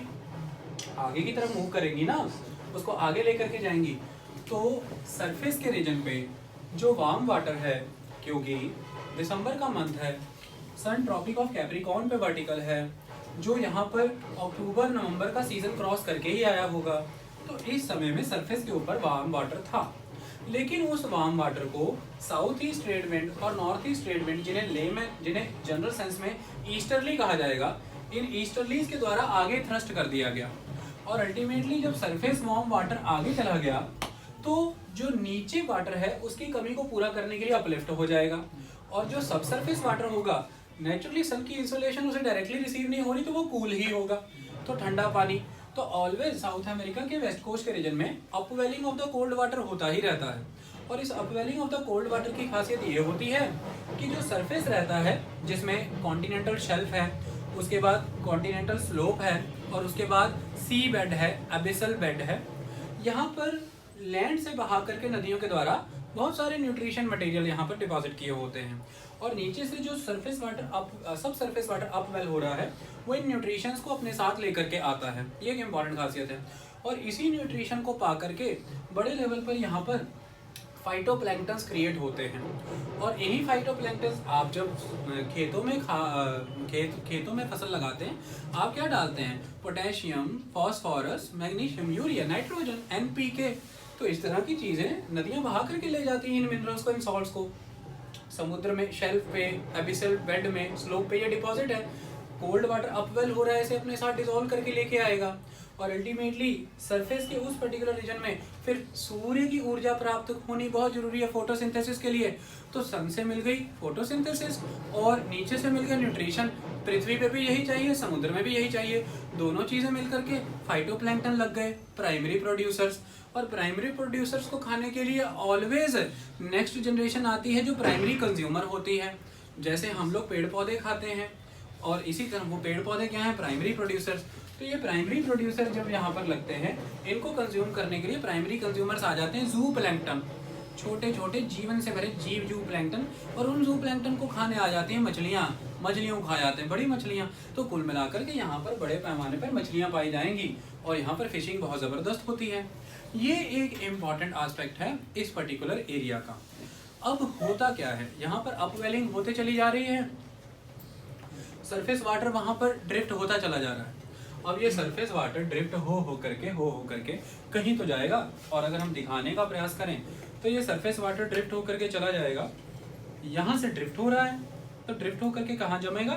ये इंडोनेशिया ऑस्ट्रेलिया के इस पर्टिकुलर ईस्टर्न रीजन में, इंडोनेशिया और ऑस्ट्रेलिया के इस पर्टिकुलर ईस्टर्न रीजन में। और आपको कोई पूछे कि वर्ल्ड लेवल पर प्रकृति का सबसे गर्म स्विमिंग पूल कहाँ है, तो इंडोनेशिया और ऑस्ट्रेलिया के इस रीजन में। ये वर्ल्ड का वार्मेस्ट वार्म पूल कहलाता है, गर्म स्विमिंग पूल पानी कहलाता है। इसीलिए तो वर्ल्ड लेवल पर कहीं भी और क्यों नहीं वाल्कर ऑसिलेशन एस्टेब्लिश होती, क्यों नहीं एल नीनो, सिर्फ इसी पर्टिकुलर जगह पे क्यों होता है, समझा देते हैं आपको। अलग अलग कारण है, चलिए समझने का प्रयास करते हैं। तो कुल मिलाकर के ऐसे बना देते हैं भाई, कुछ भी समझ लेना, ऑस्ट्रेलिया ही है, ज़्यादा नाराज मत हुआ करो। और यहाँ बना देते तो पपुआ न्यू गिनी, छोटे छोटे आइलैंड बना देते हैं, आइलैंड बन गए। अब यहाँ से पानी जा रहा है, south east trade wind easterly उन्हें लेकर के जा रही है, तो यहाँ पर क्या करेंगी? पाइलअप करेंगी। वाटर यहाँ पे पाइलअप होते जा रहा है, इतना पाइलअप हो रहा है कि 3 फीट तक पाइलअप हो गया है, लगभग 1 मीटर तक। अब इतना वार्म वाटर जब यहाँ पर पाइलअप हो गया, कितना होता है 1 मीटर पानी का पूरा ब्लॉक, बहुत बड़ी बात है। ये वार्म वाटर के यहाँ पर पाइलअप होने की वजह से यहाँ पर क्या होगा? सी सरफेस टेम्परेचर बहुत ज़्यादा रेज हो जाएगा। कितना? 0.5 डिग्री सेल्सियस के अराउंड रेज हो जाएगा, लगभग 9 डिग्री से 14 डिग्री फ़ारेनहाइट के अराउंड। और इतना ही तापमान बढ़ जाना बड़ी बात है। और जब यह तापमान इस पर्टिकुलर रीजन में बढ़ जाएगा, इस पर्टिकुलर एरिया में, तो यहाँ से जो सरफेस टेम्परेचर वाटर का रेज होने की वजह से इसके कांटेक्ट में आने वाली एयर भी वार्म हो जाएगी, और फिर वो अपवर्ड वर्टिकल मोशन करना शुरू कर देगी। और वर्टिकल मोशन तो मैं आपको यहाँ पे हाथों से दिखा सकता हूँ। तो यहाँ पे बना दूँ मैं हाई टेम्परेचर, लो प्रेशर, और ए पोजीशन का नाम रख दूँ इसको। तो यहाँ से मैं ऐसे ऐसे ऊपर उठा दूँ, तो ऐसे एक इधर को मोड़ूं और एक इधर को मोड़ूं। इधर वाली की कहानी आज करानी है ना, इसलिए इधर भी मोड़ दी है। तो यहाँ पे अपर एयर में क्या बना है? High pressure. अब ये आगे जा रही है, आगे जा करके कहीं तो गिरेगी ना, और कहीं गिरने का काम कर रही है, तो पर्टिकुलरली इस पर्टिकुलर बी पे, और यहाँ पे गिर गिर के सारे एयर पैकेट यहीं पे जमा कर दिए हैं, तो हाई प्रेशर है, और हाई प्रेशर है तो टेम्परेचर क्या है यहाँ पर, लो टेम्परेचर है, क्योंकि upwelling of the cold water है ही है। और नीचे से आ रहा है क्या, हम बोल्ट करंट, नीचे से क्या आ रहा है, adjacent to the coast Peruvian cold current, तो Peruvian cold current, upwelling of the cold water, सब काम पूरा कोल्ड कोल्ड कोल्ड हो रहा है, पूरा मामला बढ़िया चल रहा है। अब यहाँ से इसकी भी 2 ब्रांचेस बनेंगी ना, तो इसकी 2 ब्रांचेस बन गई, एक ब्रांच इसकी वहां पर आ गई है, और ये सेल कंप्लीट हो गया है, हमारा सेल चल रहा है। चलो वेरी नाइस, ये तो चलता रहा, ये काम चलता रहा, कोई दिक्कत की बात ही नहीं है। और इस पोजीशन को हम कहते हैं नॉर्मल कंडीशन, नॉर्मल पोजीशन।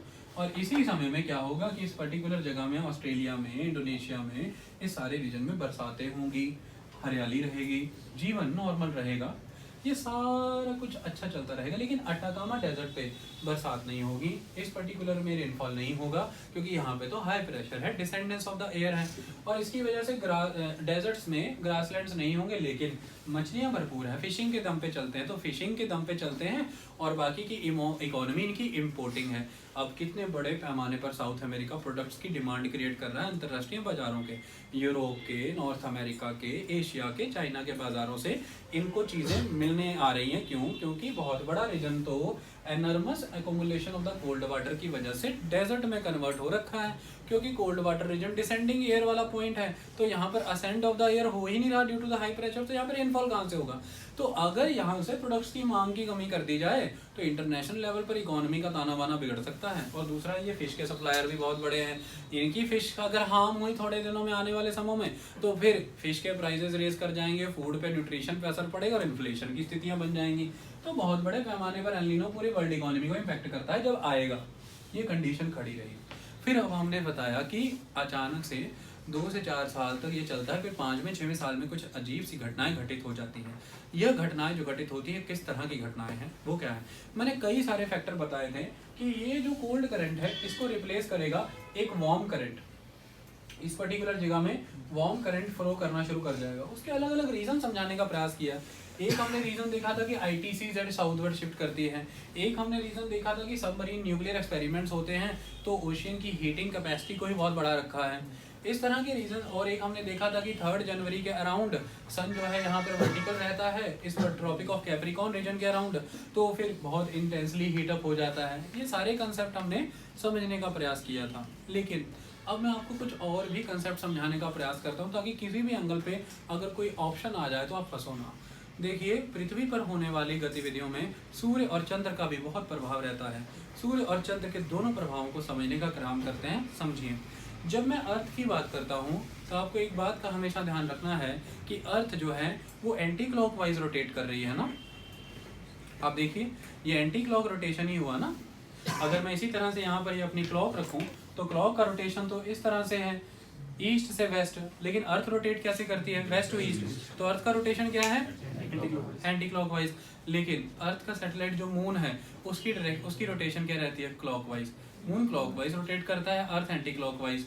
तो दोनों का अपना अपना टाइडल इम्पैक्ट है, ग्रेविटेशन फोर्स दोनों में है, और दोनों एक दूसरे के ऊपर जो इम्पैक्ट एक्सर्ट कर रहे हैं वो टाइडल इम्पैक्ट होता है। तो ऐसा माना जाता है कि कभी तो अर्थ 6 से 7 घंटों में रोटेशन पूरी कर लेती थी, लेकिन due to the opposite rotation of the moon उसका एक टाइडल इम्पैक्ट इसके ऊपर लग रहा है, जिसकी वजह से इसके रोटेशन पे ब्रेक लग रही है, फ्रिक्शन फोर्स, और ये धीरे धीरे स्लो होती चली जा रही है। 24 घंटे में आगे 25, 26, 27 घंटे में भी घूमेगी, ये समय बढ़ता जा रहा है। इसका इम्पैक्ट सीधा सीधा पृथ्वी पर पड़ेगा। क्यों? क्योंकि अर्थ की रोटेशन की वजह से ही क्या क्रिएट होती है, साउथ ईस्ट ट्रेड विंड्स और नॉर्थ ईस्ट ट्रेड विंड्स। क्योंकि अर्थ अगर रोटेट नहीं करेगी तो ट्रेड विंड्स का जन्म भी नहीं होगा, ये कंसेप्ट हमने पढ़ा था। तो करंट किस वजह से क्रिएट हो रहे हैं, due to the trade winds या other winds, due to the other prevailing winds, due to the rotation of the earth. और रोटेशन के ऊपर असर पड़ रहा है किसी और इम्पैक्ट की वजह से, तो इन ट्रेड विंड्स पे असर पड़ेगा। ट्रेड विंड्स पे असर पड़ने से क्या असर पड़ेगा मैं समझाऊंगा। तो ये नॉर्मल कंडीशन है। लेकिन हमने एक कंसेप्ट पढ़ा था सिजगी का, जिसमें क्या होता है, सन मून एंड अर्थ एक लाइन में आ जाते हैं, या सन अर्थ और मून एक लाइन में आ जाते हैं, या तो मून एंड सन के बीच में अर्थ आ जाती है, या सन एंड अर्थ के बीच में मून आ जाता है, तो सिजगी का इम्पैक्ट है। इसके अलावा एक और कंसेप्ट होता है, एक इम्पॉर्टेंट प्लैनेट है जिसको हम वीनस कहते हैं, और वीनस एंड यूरेनस की खासियत है कि यह भी ऑपोजिट डायरेक्शन में रोटेट करते हैं बाकी सभी प्लैनेट से। अगर बाकी सभी के सभी प्लैनेट एंटी क्लॉकवाइज रोटेट करते हैं तो वीनस एंड यूरेनस जो है यह क्लॉकवाइज रोटेट करते हैं। अब होता क्या है कि अगर कभी ऐसी दशाएं बन रही हैं कि वीनस, अर्थ एंड मून एक लाइन में आ गए हैं, moon earth and Venus MEV की सिचुएशन बन गई है, तो दोनों ऑपोजिट डायरेक्शन में रोटेट करने वाली चीज़ों का अर्थ के ऊपर एक इम्पैक्ट पड़ना शुरू हो जाता है, और इस इम्पैक्ट की वजह से ही जो अर्थ है पर्टिकुलरली उसकी रोटेशन पर किसी ना किसी लेवल पर इम्पैक्ट पड़ता है, और उस रोटेशन के स्लो या इम्पैक्ट की वजह से ही उस पर्टिकुलर टाइम में ट्रेड विंड्स के ऊपर इम्पैक्ट पड़ता है, ट्रेड विंड स्लो डाउन हो जाती है।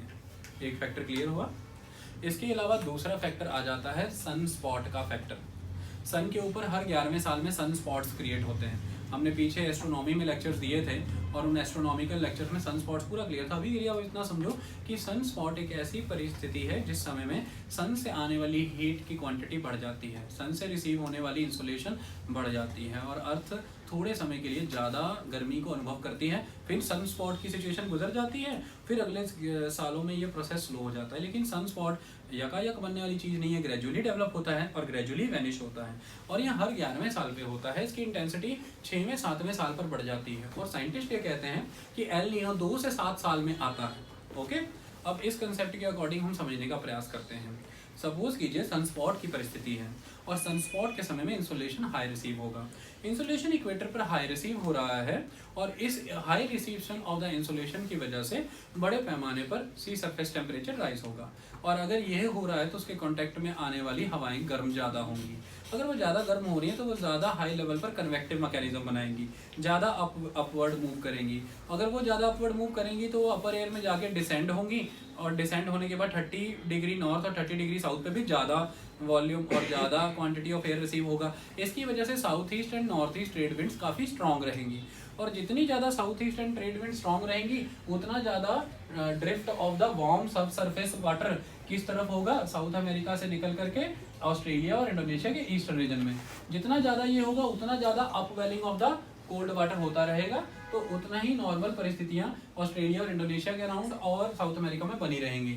लेकिन जब ये सनस्पॉट की परिस्थिति गुजरने वाली होती है, जैसे चंद्रमा बनता और घटता है, तो जब ये बन रहा था तो ये प्रोसेस सर्च कर रहा था। जब ये वैनिश होना शुरू हो जाएगा, जो कि 5वें 6वें 7वें साल में जाकर के वैनिश होना शुरू होगा, तो अगर आप देखें तो ला नीना भी एक ग्रेजुअल प्रोसेस है, यानी कि एक्सट्रीम कोल्ड वाटर का एक्यूमुलेशन, और एल नीनो भी एक ग्रेजुअल प्रोसेस है। तो अल्टीमेट एस्पेक्ट है कि ला नीना, जब एल नीनो नहीं रहता तो ला नीना रहता है, लेकिन हम उस सारे टाइम को ला नीना नहीं कहते हैं। Enormous accumulation of the cold water की परिस्थिति ही ला नीना कहलाती है, अदरवाइज नॉर्मल कंडीशन बोला जाता है। तो ला नीना की नॉर्मल कंडीशन तब क्रिएट हो रही है जब शायद सन स्पॉट की ड्यूरेशन क्लोज रीच हो रही है, और जब सन स्पॉट की ड्यूरेशन पोस्ट हो गई है, गुजर चुका है, तो अल्टीमेटली अब वो जो intense reception of the insolation था उसका फेज गुजर चुका है, और रिलेटिवली पहले के कॉन्टेक्स्ट में अब इंसोलेशन कम रिसीव हो रहा है। इसकी वजह से कम हीटिंग हो रही है, कम सी सरफेस गर्म हो रहा है, कम वार्म हो रही है एयर, कम अपवर्ड मूवमेंट हो रही है, तो कम डिसेंडेंस भी कम होगा। इसकी वजह से south east and north east trade winds भी वीक पड़नी शुरू हो जाएंगी। आई बात समझ में? रिलेटिवली, तो relatively south and east and north east trade winds यानी कि ईस्टर्ली जब वीक पड़नी शुरू हो जाएंगी, तो इनके द्वारा जो यहाँ पर 1 मीटर की दीवार पानी की खड़ी कर रखी है, उसको अब टिका रखने का काम किया था, जैसे जबरदस्ती किसी ने। बहुत strong south east and north east trade wind आ रही थी, तो साउथ ईस्ट यानी कि ईस्टर्ली ने बहुत मेहनत से इस 1 मीटर की पानी की दीवार को बनाए रखा था, और जैसे ही ये पूरी की पूरी ताकत में, बल में थोड़ी भी कमी आएगी, दीवार ढह जाएगी, दीवार वहाँ नहीं रह पाएगी, और यहाँ पर अनॉर्मसली एक्यूमुलेटेड वाटर एकदम से वापस फ्लो करेगा काउंटर करंट की तरह, और जब ये बहुत तेजी से वापस फ्लो करेगा तो ये यहाँ पर, क्योंकि ये वार्म था ना, और जब ये वापस फ्लो करेगा साउथ ईस्ट ट्रेड विंड के बनने से, तो फिर ये साउथवर्ड ऐसे मूव करेगा साउथ अमेरिका को टकराने के बाद, और ये कहलाएगा क्या? वार्म पेरुवियन करंट या काउंटर पेरुवियन करंट। या और जब ये परिस्थिति होगी तो यहाँ पर क्या हो जाएगा? टेम्परेचर हाई, तो यहाँ पर क्या हो जाएगा? प्रेशर लो, और इसके रिलेशन में अब यहाँ पर आप कहेंगे तो सर यहाँ पे पानी ठंडा थोड़ी ना हुआ है, तो ठंडा नहीं हुआ है। सिंपल सी एक कहानी है, यहाँ पर पहले एक full bottle of warm water था, लेकिन हमने उसमें से एक अमाउंट ऑफ वार्म वाटर निकाल दिया है और एक न्यू फ्रेश वाटर उसमें ऐड किया है, तो उसको दोबारा गर्म होने में तो समय लगेगा, लेकिन उससे निकाल के जिस पर्टिकुलर पोजीशन में हमने new warm water old warm water डाला था वो रिलेटिवली उस बॉटल से तो गर्म ही रहेगा। तो अल्टीमेट एस्पेक्ट ये है कि रिलेटिवली यहाँ का टेम्परेचर ज़्यादा, और टेम्परेचर का फर्क कितना पड़ता है यार, यहाँ पर टेम्परेचर 31 32 होगा और यहाँ का ऑस्ट्रेलिया के ईस्टर्न कोस्ट का टेम्परेचर मात्र 28 29, इतना टेम्परेचर फर्क आ रहा है। आई बात समझ में। और Peruvian current, warm Peruvian current बनने के समय यहाँ पे 5.5 डिग्री या 9 से 14 फ़ारेनहाइट टेम्परेचर बढ़ जाएगा नॉर्मल के कंपैरेटिवली, तो इसे कहा गया है ओशियन फीवर। इसकी वजह से यहाँ पे लो हाई टेम्परेचर लो प्रेशर बनेगा, वाल्कर सेल रिवर्स कर जाएगा, यहाँ पर low temperature and high pressure बन जाएगा, कन्वेक्टिव मैकेनिज्म हॉल्ट हो जाएगा, यहाँ पर रेनफॉल्स कम हो जाएगी। आई बात समझ में। यहाँ पर रेनफॉल, कन्वेक्शन नहीं होगा तो रेनफॉल कम पड़ जाएगा ना। और यहाँ से अब होता क्या है, एल नीनो की जब परिस्थितियाँ आती हैं, एल नीनो की परिस्थितियाँ आने से क्या क्या प्रभाव पड़ते हैं। एल नीनो से जब अब यहाँ से करंट अपवर्ड मूव कर रहा है तो वो 2 डायरेक्शन में डाइवर्ट भी करेगा, तो जब वो यहाँ जा कर के कहीं अटलांटिक ओशन में साउथ नॉर्थ अमेरिका के साउथ ईस्टर्न रीजन में कहीं तो डिसेंड करेगा, तो जहाँ पर डिसेंड करेगा ये इस समय में हरिकेन बनने का समय था। अब जब हवाएं ऊपर से नीचे डिसेंड कर रही हैं तो फिर अटलांटिक ओशन के उस इक्वेटोरियल रीजन में, ट्रॉपिकल रीजन में अपवर्ड मूव करने वाली हवाओं को ऊपर से नीचे गिरने वाली हवाएं ऑब्स्ट्रक्ट करेंगी, तो फिर एल नीनो की वजह से हरिकेन की फॉर्मेशन, इंटेंसिटी, फ्रीक्वेंसी कम हो जाती है, हरिकेन कम हो जाते हैं, अमेरिका को यहाँ से निजात मिलता है। और अल्टीमेट एस्पेक्ट ये है कि जब यहाँ पर इस तरह की टर्बुलेंसेस कम हो जाएंगी, ये यहाँ पर फॉल कर रहा है, अटलांटिक ओशन के इस रीजन में फॉल किया है, तो इसी समय में जब ये टर्बुलेंसेस ही इतने लेवल पर कम हो जाएंगी तो एटमॉस्फेयर स्टेबल होता है। और स्टेबल एटमॉस्फेयर अगर है तो ये जो ब्रिटेन का और वेस्टर्न यूरोपियन रीजन है, यहाँ पर चिलिंग इफेक्ट बढ़ेगा, कोल्ड बढ़ेगी, विंटर सीवियर हो जाएंगी, तो इस तरह से इसका उस रीजन में फर्क पड़ा। लेकिन इसी समय में बहुत अब्रप्ट रेनफॉल होगी साउथ अमेरिकन रीजन में, और ये जो नॉर्थ अमेरिका का ये साउथर्न रीजन है जिनको रेनफॉल का एक्सपीरियंस है नहीं, जैसा अगर भारत के ईस्टर्न घाट और अदर एरियाज में जहाँ पर रेनफॉल होती ही नहीं प्रॉपर, अगर वहाँ पर बहुत ज़बरदस्त रेनफॉल हो तो सॉइल सूखा, लंबा सूखा पड़ने की वजह से बहुत लूज़ होती है, और जब बरसात पड़ जाए तो ड्रेनेज चैनल तो बने नहीं होते, सॉइल भी इतनी लूज़ है, ज़बरदस्त लैंडस्लाइड होता है, बहुत नुकसान होता है। इसी तरह से अटाकामा डेजर्ट रीजन में बरसात तो होती है लेकिन बड़े बड़े खड्डे बन जाते हैं, पानी वहाँ पर स्टोर हो जाता है, बड़े पैमाने पर मूसलाधार बारिश की वजह से लैंडस्लाइड कर जाते हैं, लोगों को बहुत नुकसान होता है, घरों का नुकसान। तो मलेरिया जिस लैटिट्यूड पे नहीं भी पाया जाता उस लैटिट्यूड में मलेरिया की बीमारी फैलती है, ऐसे बर्बाद करता है साउथ अमेरिका के लोगों को। इतने बड़े पैमाने पर रेनफॉल होने की वजह से फाइटोप्लैंक्टन्स मर जाते हैं, और फाइटोप्लैंक्टन्स के मर जाने की वजह से जूप्लैंक्टन मर जाएंगे, और जूप्लैंक्टन के मर जाने की वजह से सारी की सारी फिशेस भी दौड़ेंगी। फिशेस को यहाँ पर टिकाने का काम कर रहा था upwelling of the cold water. अब upwelling of the cold water ही नहीं हो रहा क्योंकि सरफेस वाटर वार्म हो गया और वो एक्यूमुलेट हो रखा है, south east trade wind weak हो रखी हैं, इसकी वजह से वो जो कोल्ड वाटर के साथ सब सरफेस न्यूट्रिशन आ रहा था उस न्यूट्रिशन को खा करके वो जो फाइटोप्लैंक्टन बन रहा था वो फाइटोप्लैंक्टन ही बंद हो जाएगा, तो वो फिशेस उस कोल्ड वाटर को ढूंढने के लिए वापस उन स्पॉट्स पे चली जाएंगी जहाँ पर वो कोल्ड वाटर, तो वो यहाँ से माइग्रेट कर जाएंगी। क्योंकि पेरुवियन करंट भी वीक पड़ गया, अपवेलिंग ऑफ द करंट भी वीक पड़ गया था, तो फिशरीज से भी हाथ धोना पड़ा, अब मच्छी भी नहीं मिल रही, डेजर्ट्स में बरसातें हो गई, थोड़ा बहुत ग्रासलैंड हुआ, एग्रीकल्चर नहीं कर सकते क्योंकि सॉइल उस लेवल पे है नहीं, वो भी बड़ी ज़बरदस्त वे में इरोजन के प्रोसेस से नाश हो गया, चारों दिशाओं में नुकसान ही नुकसान हो रहा है। और इधर से इनको नुकसान तो कैसे हुआ आपको पता, आगे जल जाती हैं, आग जल जाती, नुकसान हो जाता है, जंगल सड़ जाते हैं, बर्बादियाँ हो जाती हैं। अब आपसे पूछा जा सकता है कि इस पर्टिकुलर स्पॉट पे ही इतने बड़े पैमाने पर हीटिंग इम्पैक्ट क्यों क्रिएट हो जाता है। तो इसके ऊपर हीटिंग इम्पैक्ट क्रिएट होने का एक तरीका ये है कि यहाँ से enormous amount of warm water आकर के यहाँ पर कलेक्ट हो रहा है, पहला रीज़न। दूसरा इंपॉर्टेंट एस्पेक्ट है इक्वेटर यहाँ से गुजरती है तो सीधा सीधा वर्टिकल इंसोलेशन मिल रहा है। तीसरा इंपॉर्टेंट एस्पेक्ट ये है कि अगर बाकी ओशियन की बात करें तो पैसिफिक ओशन खाली रहता है, यहाँ पे छोटे छोटे आइलैंड आते हैं, लेकिन ओशियन की मात्रा ज़्यादा। इंडोनेशियन आर्कीपेलागो की खासियत यह है कि यहाँ पर बहुत बड़े बड़े आइलैंड्स इकट्ठे एक लाइन में आर्कीपेलागो की तरह हैं। पापुआ न्यू गिनी यहाँ पर है और ये छोटे छोटे आइलैंड्स हैं। तो होता क्या है, जब भी सन की वर्टिकल इंसोलेशन रिसीव होती है, differential heating of land and water होता है। और जब differential heating of land and water होता है तो ये जो वाटर बॉडी के एडजेसेंट लैंड मासेस हैं ये काफ़ी हीटअप हो जाते हैं। हीटअप होने की वजह से यहाँ पे लो प्रेशर बनता है। लो प्रेशर होकर सेल कन्वेक्टिव क्रिएट होते हैं, तो अपवर्ड वोवेलेशन ऑफ द विंड होता है। उस वैक्यूम्स को लैंड एरिया पे क्रिएट हुए वैक्यूम को फिल करने के लिए नियर बाय ओशियनिक रीजन से विंड्स आती हैं। ये विंड्स कूल होती हैं क्योंकि कूल सरफेस टेम्परेचर वाटर को टच करके आ रही होती हैं। लेकिन एक वार्म एरिया को फिल करने के लिए बिल्कुल एडजेसेंट कूल एरिया से अगर विंड्स लगातार आती रहेंगी तो वो उस वाटर की कूल एटीट्यूड को साथ लेकर के आ रही हैं। तो अल्टीमेटली जब उसकी कूलिंग इम्पैक्ट ही चला गया तो वाटर क्या हो जाता है, वार्म। वाटर क्या रह जाता है, क्या बच जाती है वहां पे, वार्म। तो कंटिन्यूसली बहुत फ्रीक्वेंट ये फेनोमेना क्रिएट होता है क्योंकि छोटे छोटे आइलैंड बगल में छोटा छोटा ओशियन बॉडी, इसकी वजह से सराउंडिंग सारे ओशियन की कूलिंग को साथ जैसे सक कर लेते हैं छोटे छोटे आइलैंड्स इंटेंसली हीटअप होकर के, और वो वार्म हो जाता है सरफेस वाटर। आई बात समझ में। और दूसरा इम्पॉर्टेंट एस्पेक्ट कि यहाँ से हवाएं जो लैंड से असेंड करती हैं फाइनली जा करके कहाँ पे डिसेंड कर रही हैं, उसी एडजेसेंट ओशियन में, और वहाँ पर जा करके डिसेंड कर रही हैं। तो उसको क्या कर रही हैं, उसकी नीचे गिरते गिरते ड्राइनेस, गर्मी और बढ़ा रही, क्योंकि नीचे गिरने वाली हवा क्या होती है, गर्म। तो एक तो उसकी कूलिंग भी छीन ली और दूसरा उसको वार्म भी करती है। आई बात समझ में। ये इम्पैक्ट की वजह से ये वार्म पूल की तरह क्रिएट होता है। इसकी वजह से यहाँ पर ये पर्टिकुलर फिनोमेना क्रिएट होता है। ये एल नीनो समझा, इसका रिवर्स ला नीना हमें क्लियर है। अब जैसे ही south east north east trend wind एकदम से फास्ट हो जाएंगी, फिर यहाँ पर enormous upwelling of cold water हो जाएगा।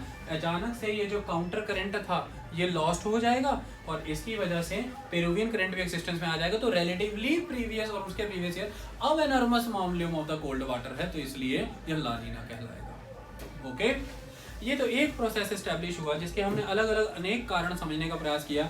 यही वाल्कर सेल था पॉजिटिव, रिवर्स हो गया तो negative walker cell. Southern ocean में हो रहा है तो साउदर्न ओसिलेशन, कभी इधर भारी कभी उधर भारी, और यही है एल नीना और ला नीना।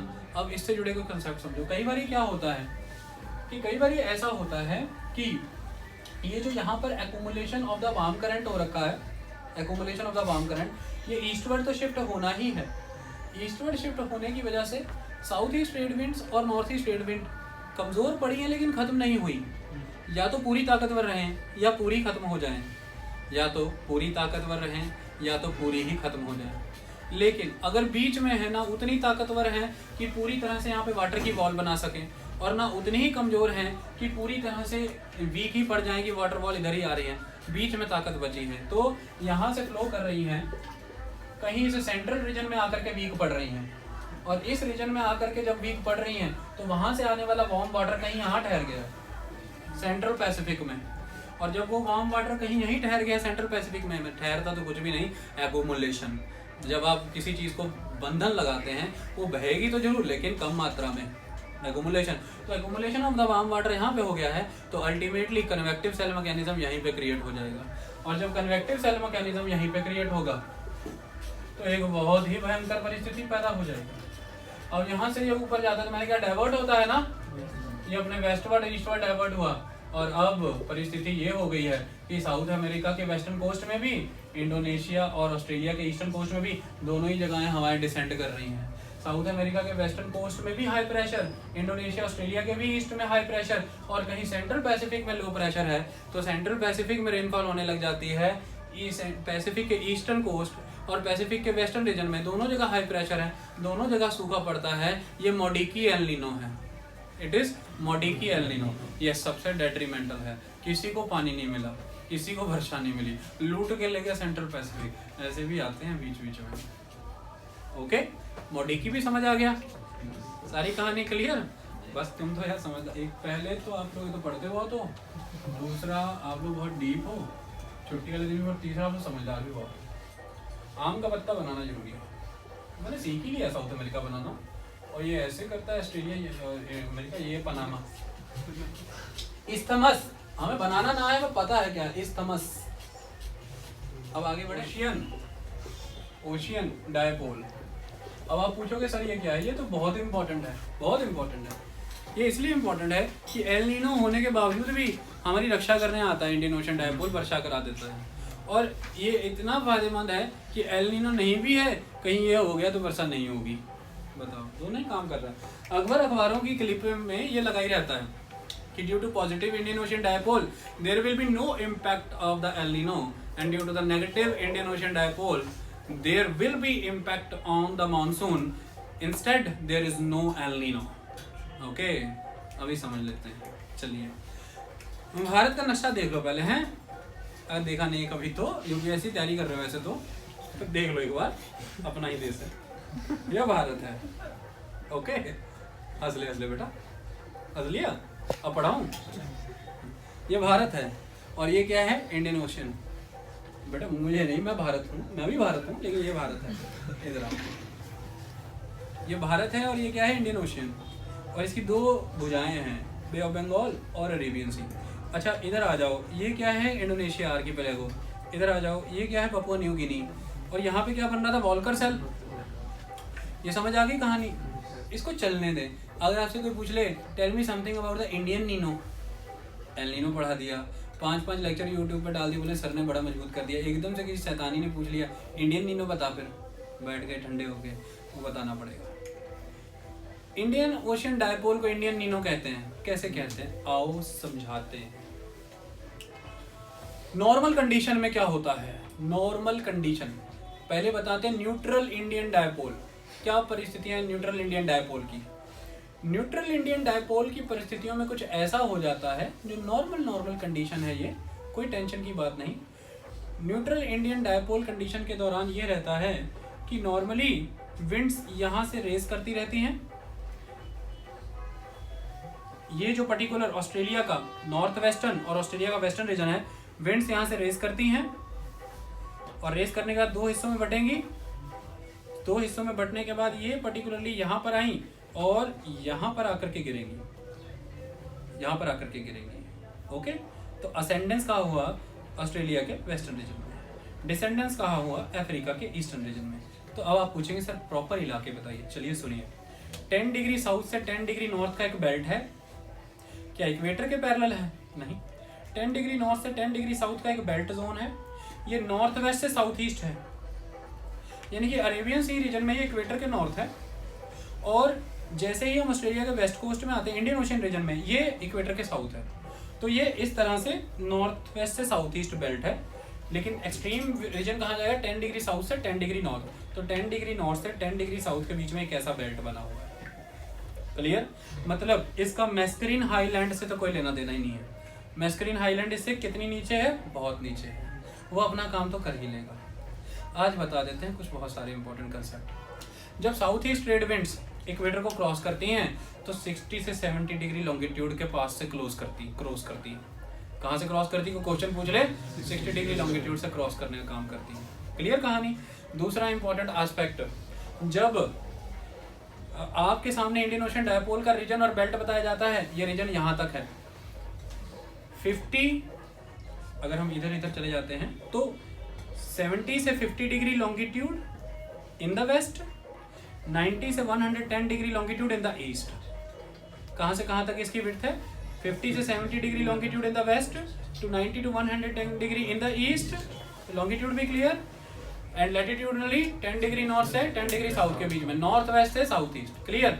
एक कंसेप्ट फंसाने वाला था वो अब आपको क्लियर हो जाएगा। ठीक है, अब आपको बताते हैं पॉजिटिव इंडियन डायपोल क्या होगा। पॉजिटिव इंडियन ओशन डायपोल को समझिए। देखिए, एक इंपॉर्टेंट कंसेप्ट ये है कि इस पर्टिकुलर रीजन में, ये जो पर्टिकुलर एरिया है, यहाँ पर वार्म वाटर एग्जिस्ट कर रहा है। क्या एग्जिस्ट कर रहा है? वार्म वाटर एग्जिस्ट कर रहा है। और ये वार्म वाटर का दायरा कहीं ना कहीं एक्सटेंड हो जाएगा 50 से 70 degree longitude and 10 degree north में अफ्रीका के ईस्ट में अरेबियन सी वाली ब्रांच में। तो जब वार्म वाटर का सर्कल वेस्टवर्ड एक्सटेंड होगा तो अल्टीमेटली यहाँ पर फिर कौन सा अपवेलिंग ऑफ द वाटर होगा? कोल्ड वाटर अपवेल कर जाएगा। कहाँ पर? ऑस्ट्रेलिया के वेस्टर्न रीजन में या नॉर्थ वेस्टर्न रीजन में। क्लियर? अब जब ये वार्म वाटर का सर्कल यहाँ पे कंसंट्रेट कर जाएगा तो यहाँ से क्या होंगी, असेंट ऑफ द एयर, और जब एयर यहाँ से असेंट करेंगी तो यहाँ पर क्या क्रिएट हो जाएंगे, क्लाउड्स, और जब क्लाउड्स यहाँ पर क्रिएट हो जाएंगे तो अल्टीमेटली इस पर्टिकुलर एरिया में तो क्या होगी, रेनफॉल, इस पर्टिकुलर एरिया में तो रेनफॉल होगी ही होगी।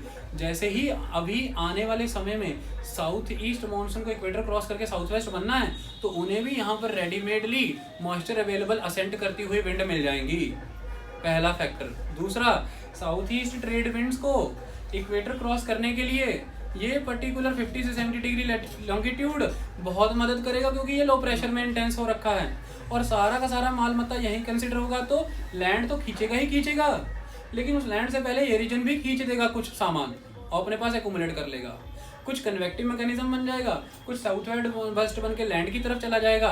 किसी भी सूरत में भारत में वर्षा झमाझम होगी, बिलो अबव द नॉर्मल हो जाएगी जब पॉजिटिव इंडियन ओशन डायपोल होगा, जब अफ्रीका के ईस्ट कोस्ट में कोल्ड वाटर एक्यूमुलेट हो जाएगा 10 डिग्री नॉर्थ में, 50 to 70 डिग्री लॉन्गिट्यूड में, जब ऑस्ट्रेलिया के वेस्ट और नॉर्थ वेस्ट में वार्म वाटर एक्यूमुलेट हो जाएगा, ये पॉजिटिव इंडियन ओशन डायपोल है। और इसी समय में भाइयों बहनों, इसी समय में एल नीनो है, इसी समय में क्या है, एल नीनो है। एल नीनो का कोई असर नहीं है, क्यों नहीं है, इसको समझने का कंसेप्ट क्या है कि जब हमने एल नीनो की बात की थी तो हमने क्या कहा था कि रिलेटिवली ये जो ऑस्ट्रेलिया का ईस्टर्न कोस्ट रीजन है यहाँ पर वाटर कूल हो जाएगा as compare to western coast of South America, वहाँ पर वाटर वार्म हो जाएगा। और यहाँ पर ये जो कूल वाटर का इम्पैक्ट है, ट्रेड विंड्स तो चल ही रही हैं, ये कूल वाटर का इम्पैक्ट कहीं ना कहीं ऑस्ट्रेलिया के वेस्ट एंड नॉर्थ वेस्ट में भी शिफ्ट होगा, और उसके रिलेशन में अब ये जो पर्टिकुलर अफ्रीकन कोस्ट है यहाँ पर पानी ठंडा है। आई बात समझ में? आप लोग ध्यान भटक रहे हैं ना, इसलिए समझ आया, बहुत इजी था कंसेप्ट, क्लियर। अगर हम ऑस्ट्रेलिया का ईस्टर्न और इंडोनेशिया का ये बेल्ट ऑब्जर्व करें, यहाँ पे पहले वार्म वाटर था, लेकिन एल नीनो की कंडीशन में south east trade winds weak हो गई तो एल नीनो या वार्म वाटर की वॉल ब्रेक हुई, तो यहाँ पर रिलेटिवली ये इस पैसिफिक के ईस्टर्न कोस्ट के कंपैरिजन में यहाँ पे वाटर रिलेटिवली कूल है ना। और ट्रेड विंड्स पूर्ण रूप से तो खत्म नहीं हुई है, ये रिलेटिवली कूल वाटर अगर अपने सराउंडिंग रीजन में एक्सपैंड होता है तो अल्टीमेटली ये जो ऑस्ट्रेलिया का वेस्टर्न नॉर्थ वेस्टर्न रीजन है यहाँ पर भी वाटर यही वाला एक्सपेंड हो रहा है मान लो, तो यहाँ पर भी रिलेटिवली कूल एस्पेक्ट है। और रिलेटिवली कूल एस्पेक्ट से कई कंपैरिजन में अफ्रीका के ईस्टर्न रीजन में रिलेटिवली वार्म इम्पैक्ट है, ठीक है। तो इसकी वजह से यहाँ से हवाएं ऊपर उठ रही हैं। ये पॉजिटिव इंडियन ओशन डायपोल था और एल नीनो के होते हुए भी वर्षा जबरदस्त हुई, ठीक है। लेकिन इसका इसका नेक्स्ट कंसेप्ट यहाँ पर ये आ जाता है कि अचानक से परिस्थितियां बदल जाएंगी, ला नीना की परिस्थिति आ जाएगी, और ला नीना की परिस्थिति होने के समय में बड़े पैमाने पर यहाँ पर south east trade winds intense हो रखी हैं और उनके द्वारा यहाँ पर वाटर की वॉल क्रिएट की जा रही, वाटर की वॉल। और वाटर वॉल जहाँ पर वार्म वाटर वॉल, क्योंकि सब सरफेस वाटर बहुत ही वार्म है, वो यहाँ पर ला करके इकट्ठा किया गया और मान लीजिए वो स्प्रेड हो गया अपने सराउंडिंग रीजन में, तो western and north western Australian region में अब वार्म वाटर रिलेटिवली ज़्यादा है एज कम्पेयर टू अफ्रीका के ईस्टर्न रीजन के। तो यहाँ पर वार्म वाटर सेल है, यहाँ पर कूल वाटर सेल है, और हवाएं अब यहाँ से असेंड होंगी तो उसको फिल करने के लिए यहाँ से सरफेस विंड को उस तरफ जाना पड़ेगा। हवाएं यहाँ से असेंड होकर के इस तरफ डाइवर्ज होकर के गिरने का काम करेंगे अफ्रीका के ईस्टर्न रीजन में 50 से 70 डिग्री लॉन्गिट्यूड के बीच में, 10 डिग्री नॉर्थ अरेबियन सी के रीजन में। तो यहाँ पे डिसेंडेंसी क्रिएट हो रही है, तो जहाँ पे डिसेंडेंस है वहाँ पे हाई प्रेशर है, और इस हाई प्रेशर की वजह से ही यहाँ पर रेनफॉल फॉर्मेशन नहीं हो पाएगी। क्लियर कट कहानी। लेकिन इम्पॉर्टेंट एस्पेक्ट यहाँ पर ये है कि अभी भी हमें उतना नुकसान नहीं है, क्योंकि इसके नीचे एक बहुत ही strong Mascarene high pressure impact create हो रखा है, और ये Mascarene high pressure impact south east trade winds को सपोर्ट करता ही रहेगा, इक्वेटर को वो क्रॉस करेंगी, क्योंकि मैस्करीन हाई प्रेशर बेल्ट से ये प्रेशर बेल्ट बहुत दूर आ जा रही है। क्लियर कट कहानी। तो कुल मिलाकर के जब ला नीनो की परिस्थितियां बन जाती हैं और उस टाइम पर आपके सामने जब negative Indian ocean dipole create हो जाता है तो उससे रेनफॉल यहाँ पे कम होती है, लेकिन इसका बिल्कुल उल्टा आपको ऑस्ट्रेलिया के western and north western reason में बहुत ही ज़बरदस्त बारिश देखने को मिलती है, और इससे भी ऑस्ट्रेलिया का नुकसान होता है। बड़े पैमाने पर। लेकिन जब पॉजिटिव इंडियन ओशियन डायपोल था उस समय ऑस्ट्रेलिया में वर्षा नहीं हो रही थी इससे। और ये सीज़न कौन सा बन रखा होता है, इस समय में नॉर्थ वेस्टर्न मानसून आते हैं ऑस्ट्रेलिया में, क्योंकि अगर हमारी कंट्री में साउथ वेस्ट मानसून है तो यही रिट्रीटिंग मानसून इक्वेटर को क्रॉस करके क्या बन जाता है ऑस्ट्रेलिया के लिए, नॉर्थ वेस्ट। तो ऑस्ट्रेलिया में कौन से मानसून होते हैं, नॉर्थ वेस्टर्न, और उस नॉर्थ वेस्टर्न मानसून का अभी आना ही है। और वहाँ पर क्या बन रखा था, हाई प्रेशर जोन, डिसेंडेंस एयर, तो इसकी वजह से वहाँ पे मानसून क्या हो जाता है, वीक। तो वहाँ पर क्या हालात फैलते हैं, सूखे के। तो जब इंडिया को फायदा मिल रहा है पॉजिटिव इंडियन ओशियन डायपोल से, उस समय में ऑस्ट्रेलिया को नुकसान हो रहा है क्योंकि वहाँ पे सूखा फैल रहा है। और जब नेगेटिव इंडियन ओशियन डायपोल है उस समय ऑस्ट्रेलिया में वर्षा तो बहुत हो रही है, बाढ़ तो बहुत आ रही है, उससे भी उनको नुकसान हो रहा है। और भारत का नुकसान हो रहा है कि मानसून वीक हो गया। आई बात समझ में? ये एक इम्पॉर्टेंट इंडियन ओशियन डायपोल का कंसेप्ट था। अब हम भारत में रेनफॉल के नेचर को थोड़ा सा डिस्कस करते हैं। सबसे इम्पॉर्टेंट एस्पेक्ट है कि इंडियन रेनफॉल बहुत ही वेरिएबल है, अनसर्टेन है, इरेटिक है, इरेगुलर है। ये सारे इंपॉर्टेंट एस्पेक्ट इंडियन रेनफॉल में एम्बेडेड है। उसके सारे रीजंस आपने समझे कि कितने सारे फैक्टर पे डिपेंड करती है rainfall. Windward side and levered side का कंसेप्ट आपने देखा। कोस्ट से इनलैंड एरियाज तक पेनिट्रेट करते हुए मॉइस्चर का रिडक्शन हो जाना आपने देखा। साइक्लोनिक पैटर्न में स्पेल की फॉर्म में रेनफॉल होता है। ITCZ की नॉर्थ साउथ मूवमेंट को आपने देखा। अपर एयर ट्रोपोस्फेरिक लेयर की मूवमेंट को आपने देखा। तिब्बतन लैंड मास, हिमालय का एल्बिडो, थार डेजर्ट का कन्वेक्टिव मैकेनिज्म का साउथ इंडियन ओशियन पे जाके गिरना, वहां से साउथ ईस्ट ट्रेड विंड बन के इक्वेटर को क्रॉस करके इंडिया की तरफ आना। इंडियन ओशियन डायपोल का कंसेप्ट आपने देखा। एल नीनो ला नीनो का कंसेप्ट आपने देखा। ये सारे कंसेप्ट आपने देखे। इसकी वजह से इंडियन रेनफॉल के बारे में ये कहा जाता है कि जो हमारा एग्रीकल्चर है it is vagary of the nature, it is the vagary of the monsoon. क्योंकि आज भी हमारे देश में 65% एग्रीकल्चर रेनफेड है। और दूसरी बात, Indian agriculture is the Gamble of the monsoon. भारतीय जितना भी हमारा खेती बाड़ी है ये आपका मौसम के साथ, मानसून के साथ एक तरह का जुआ है। और आपने देखा जुआ ही है। मानसून ठीक हुआ, रेनफॉल सही हुआ, तो हमारे देश की जो 60% पॉपुलेशन एग्रीकल्चर में लिप्त है उसको बड़े पैमाने पर एग्रीकल्चर से इनकम होगी और तो उसकी अर्निंग कैपेसिटी बढ़ेगी तो डिमांड क्रिएट करेगा, जो मैं समझा चुका था। इंडस्ट्री को रॉ मटेरियल मिलता रहेगा, लॉजिस्टिक चेन सप्लाई मैनेजमेंट सब चलता रहेगा। तो ये जो वेरिएबिलिटी है इसका एक फार्मूला है कोएफिशिएंट ऑफ वेरिएशन के हिसाब से। तो हमें उसे टेक्निकल कंसेप्ट में नहीं समझना है, हमें उसे अप्लाइड वे में समझने का प्रयास करना है। हमारी कंट्री में एवरेज रेनफॉल 125 सेंटीमीटर होता है। एवरेज रेनफॉल कितना होता है? 125 सेंटीमीटर फॉर ऑल कंट्री। लेकिन वेरिएबिलिटी बहुत है। जहाँ पर राजस्थान में 12 सेंटीमीटर नहीं होगा पूरे साल में, वहीं पर खासी माउंटेन के जो क्रेस्ट रीजन है, अपर रीजन है, वहाँ पर 1200 सेंटीमीटर भी मिल जाएगा। मौसम राम जो चीरापूंजी से 16 किलोमीटर वेस्ट के अराउंड है, वहाँ पर आपको देखने को मिल जाता है लगभग वर्ल्ड का सबसे हाईएस्ट रेनफॉल एरिया है। वेरिएबिलिटी बहुत है। अगर इस वेरिएबिलिटी को समझने का प्रयास करें तो हमारी कंट्री में एक बेल्ट है जहाँ पे अबाउ 200 सेंटीमीटर रेनफॉल होता है। दैट इज द वेस्टर्न घाट का वेस्टर्न कोस्टल बेल्ट। ये हिमालय का ये सारा नॉर्थ ईस्टर्न रीजन, यहाँ पर 200 सेंटीमीटर से अबाउ रेनफॉल होता है। इसके बाद अगर हम बात करें वो रीजन जहाँ पे 100 से 200 सेंटीमीटर रेनफॉल होता है, जैसे गुजरात का ये साउथर्न रीजन, और आपने इसका रीजन पढ़ा था। उसके बाद ये जितनी भी ब्रांचेस इनवर्ड चली गई थी उन पासेस से होकर के, उन ब्रांचेस के द्वारा, जैसे नर्मदा और तापी का ये ट्रफ रीजन, ये ट्रफ रीजन यानी कि ये थोड़ा सा सेंट्रल इंडिया तक जाने वाला एरिया। उसके बाद बंगाल के एरिया से एंटर हो रखी ब्रांच के द्वारा ये यूपी के ईस्टर्न रीजन से लेकर के बिहार बंगाल का ये सारा एरिया 100-200 सेंटीमीटर रेनफॉल के दायरे में आ जाएगा। 100 सेंटीमीटर से बिलो रेनफॉल की कहानी अगर कर ले तो हमने देखा 200 सेंटीमीटर वाला यानी कि हाई रेनफॉल एरिया। उसके बाद हमने देखा 100 से 200 के बीच में मीडियम रेनफॉल एरिया, और 100 से नीचे अगर हम बात कर रहे हैं लगभग वो 50 सेंटीमीटर तो माइनर रेनफॉल एरिया यानी कि लो रेनफॉल एरिया। तो लो रेनफॉल एरिया में आता है जैसे पंजाब, जम्मू कश्मीर, हरियाणा, दिल्ली का रीजन, वेस्टर्न यूपी का इलाका, राजस्थान का एरिया और गुजरात का कुछ नॉर्दर्न एरिया, राजस्थान का ईस्टर्न एरिया, खासतौर पर अरावली रेंज का ईस्टर्न इलाका, बड़े पैमाने पर, काफी बड़े पैमाने पर डेक्कन का सारा रेन शेडो एरिया, जितना भी डेक्कन का सारा रेन शेडो एरिया था, सेंट्रल इंडिया का मेजॉरिटी ऑफ द एरिया इस जोन में आता है।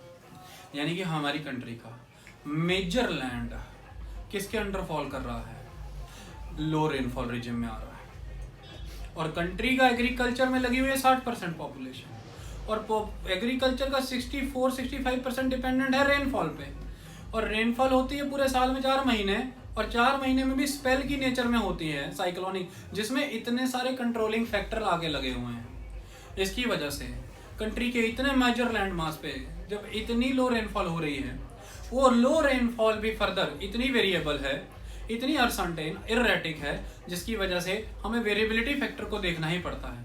और यह दुगनी मार मारता है, क्योंकि 200 सेंटीमीटर रेनफॉल में जो वेरिएबिलिटी है उसके कंपैरेटिवली 100 से 200 सेंटीमीटर रेनफॉल में वेरिएबिलिटी ज़्यादा है, उसके कंपैरेटिवली 50 से 100 सेंटीमीटर यानी कि लो रेनफॉल एरिया में वेरिएबिलिटी और ज़्यादा है, और उसके कंपैरेटिवली अगर 50 मीटर से लो यानी कि एरेटिक रेनफॉल जोन यानी कि राजस्थान का वेस्टर्न रीजन, और ऊपर चले जाएं तो लद्दाख का जितना भी हिमाचल प्रदेश और ये बाकी सारा लाहौल स्पीति का इलाका, लद्दाख का जितना भी डेजर्ट एरिया, ईस्टर्न एरिया, तो ये सारे एरिया में चले जाएं तो बहुत ही लो रेनफॉल है। ये वेरिएबिलिटी और हाई है, मतलब जैसे जैसे रेनफॉल जोन में हम हाई से मीडियम, मीडियम से लो, लो से इरेटिक पे आ रहे हैं, वेरिएबिलिटी ऑफ द मॉनसून भी बढ़ता जा रहा है, इनवर्सली प्रोपोर्शनल चल रहे हैं। Low rainfall high variability, high rainfall low variability, यानी कि और मार पड़ती है। कभी कभी तो वर्षा ही नहीं आती है, जैसे जालंधर सूखा इलाके में काउंट होता है, इसलिए नुकसान होता है। तो इस तरह से हमारा रेनफॉल इस सेंस में अगर हम देखें तो हमारा एग्रीकल्चर गैम्बल है रेनफॉल के हाथ। आई बात समझ में?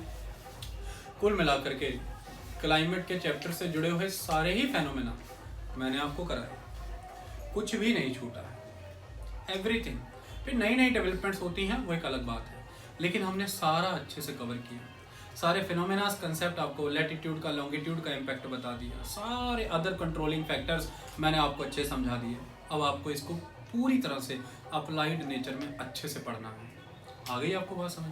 हमारी क्लाइमेट की सीरीज टोटल 5 लेक्चर्स की, 5 लेक्चर है ना, टोटल 5 लेक्चर्स की यहाँ पर फिनिश होती है, जिसमें हमने हर चीज़ डेप्थ में कवर की। अब हम वेजिटेशन करेंगे, तो क्लाइमेट के चैप्टर में आने वाला वो 5 फैक्टर जिसमें हमने कोपेन की क्लाइमेटिक क्लासिफिकेशन बतानी है और कुछ क्लाइमेटिक जोन क्लियर करने हैं, क्योंकि इंडिया के इसी मॉनसूनल क्लाइमेट के अंदर बहुत सारी altitudinal, mountainous, surface wise, locational, lake, river की प्रॉक्सिमिटी, इन सारी वजहों से बहुत टोपोग्राफिकल, अल्टीट्यूडनल और अदर फैक्टर की वजह से बहुत सारे लोकल क्लाइमेट क्रिएट हो रहे हैं, जहाँ पर काफ़ी वेरिएशन है कंप्लीट मॉनसून क्लाइमेट के अंदर होते हुए भी। तो इन लोकल टेम्परेचर, प्रेशर, प्रेसिपिटेशन की वेरिएशन की बेसिस पर हमने कई सारे सब क्लाइमेटिक जोन बना रखे हैं, और वो सब क्लाइमेटिक जोन को हमें पढ़ना होता है। Tropical climatic zone in the India, desert climatic zone in the India, dry temperate climatic zone and wet temperate climatic zone in the India. उसके बाद टैगा एंड टुंड्रा क्लाइमेट भी भारत में पाए जाते हैं। सारे क्लाइमेटिक जोन पढ़ने हैं। तो वेजिटेशन के लेक्चर की बिगनिंग करने के पहले मैं आपको क्लाइमेटिक जोन कराऊंगा, ताकि वेजिटेशन आपको अच्छे से समझ आ जाए। ठीक है।